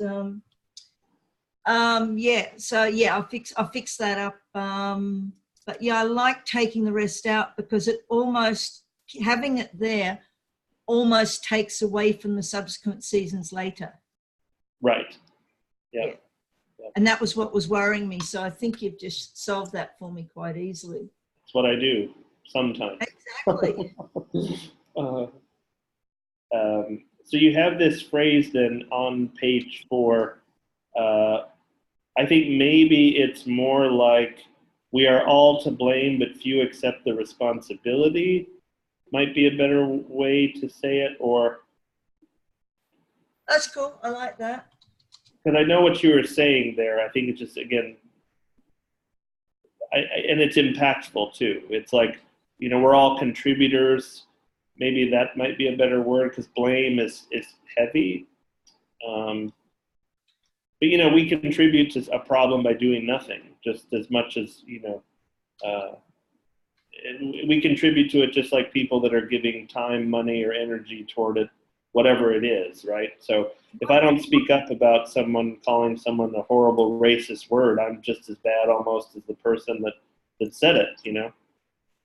Exactly. What about we're all to blame, but few accept their own responsibility? Yeah, well said, exactly. So that's. I know their own is tautological, but I think in this case it adds emphasis. Yeah.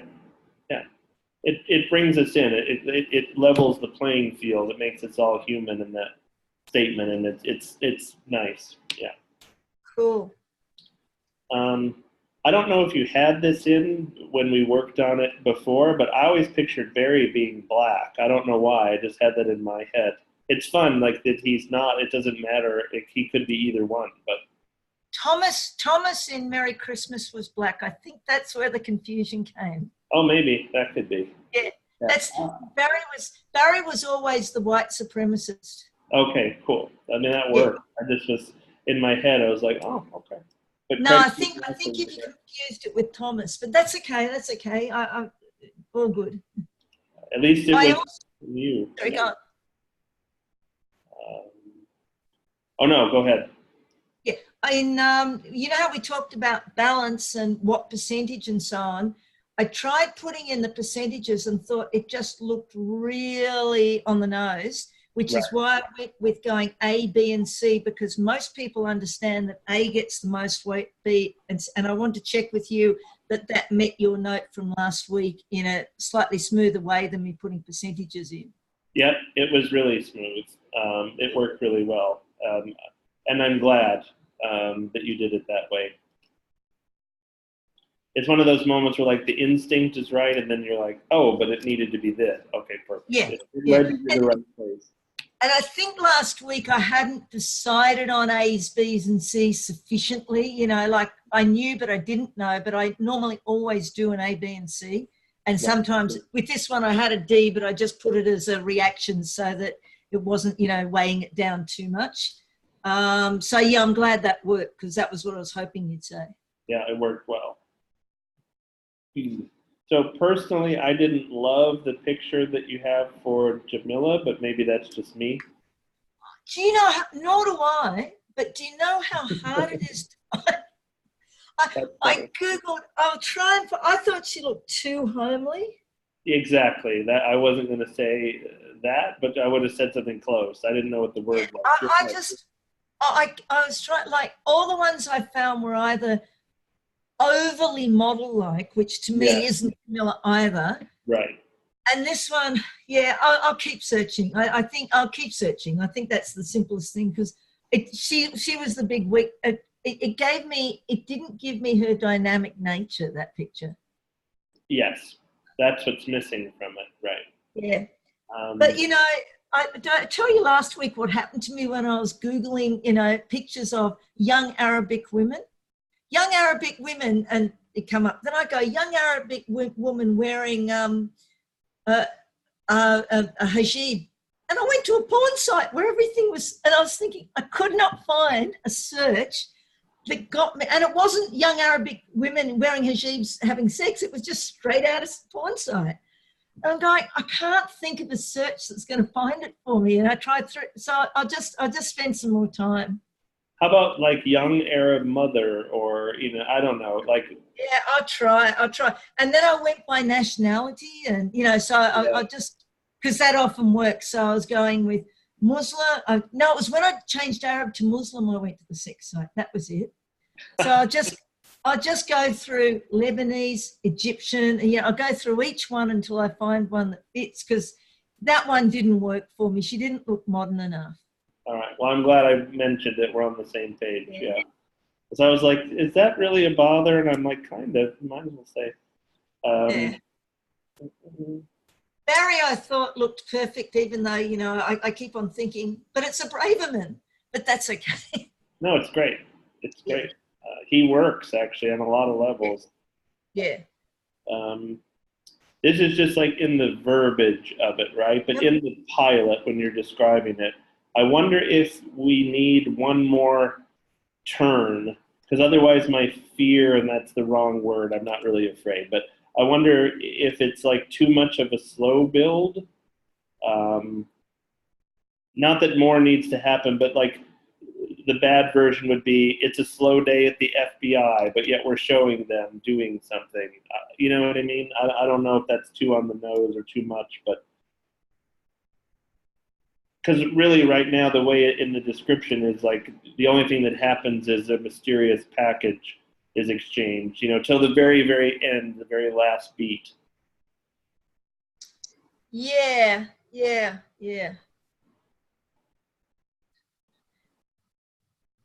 I do not disagree. Well, what if there was like a call for something else, like that was maybe racially motivated, that was happened somewhere else? I don't know that that's what the answer is. What about Adil finds, instead of having coffee with his friend Amar, which is just a throwaway line I could happily lose. What about he arrives at the mosque to find it covered in graffiti since he was there in the morning, and Amar tells him to call the police, but Adil just pulls out and starts scrubbing it off. Yeah. Like something like that helps because it sets up a tension that is obviously there. It also shows that he doesn't think the police ever going to care, which then is, you know, another herring to throw people off later. I'd probably take it a step further that he would take it as it was probably done by local kids. I don't want to get them into trouble, which speaks to his character. Yes. Yep, I like that. I like that a lot. And then if I wanted to add an extra twist, Amar actually calls the police and the police arrive. Mm-hmm. If you want that extra beat. Yeah. Yeah, I like it because then the police are alerted to them, and it makes sense even more then that they look at the alleyway video, because like now they have it flagged that they were just there that morning, which And is they great. say we'll check the CCTV footage. That's great. Like, yeah, I like that. Brilliant. See what you did? You're brilliant. But That's not what as good as Jana. Not as good as Jana. well, no, she's my favorite writer, but you're I know. close. I know. Terrible.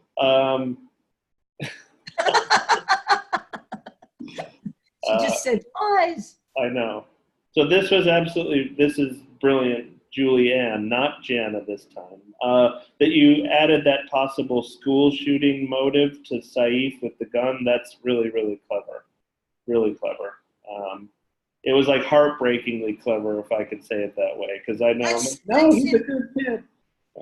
That's in the feature, but it gets a lot more airspace, obviously, in a TV series. Yes, that's exactly why it's really clever, because that can have resonance for even a couple episodes in a thematic. Yeah. Yeah, exactly.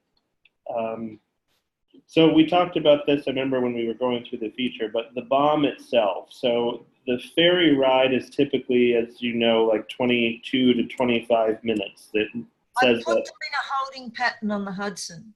Yes, so just maybe emphasize that, or maybe somewhere you could even say that it's typically that short.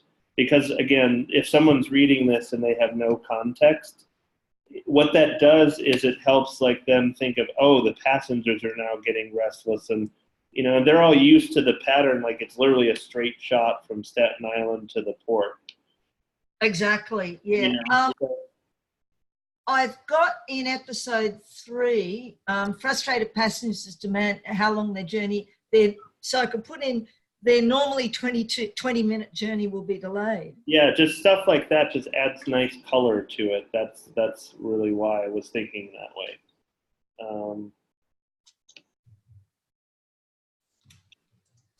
And the only other thing I had as far as an idea was, what little seeds or inklings might Nick find in the future that then link back?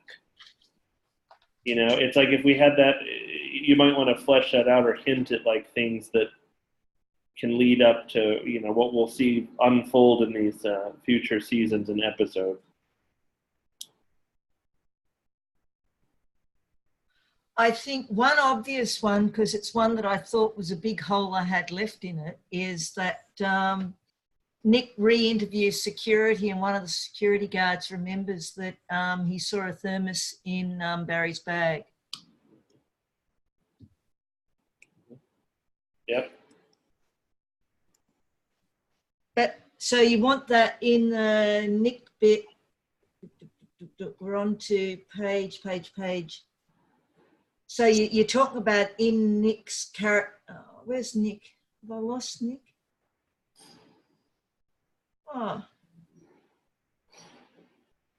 Yeah, so you're talking on page 16 where Nick's trying to work out what's going on. Put another couple of sentences in there showing some of the, the breadcrumb trail. Exactly. Because then what that does to an executive is they go, wow, she's thinking on all these different levels about these things, and they start to see how sustainable this is and how deep that it goes, which if they're getting to page 16 and they see even more, that's a plus in this case, because it's all connected. You're not just pulling it out of the ether by any means. You're really solidifying this story and the vastness as far as how you can tell it.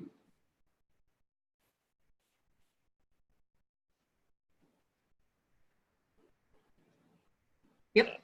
Yeah. So that was the last thing that I had, but this has really come together very well. You've convinced me now that not only can it be a series, but I see it. Yeah, which is great. Oh, that's good. That's good.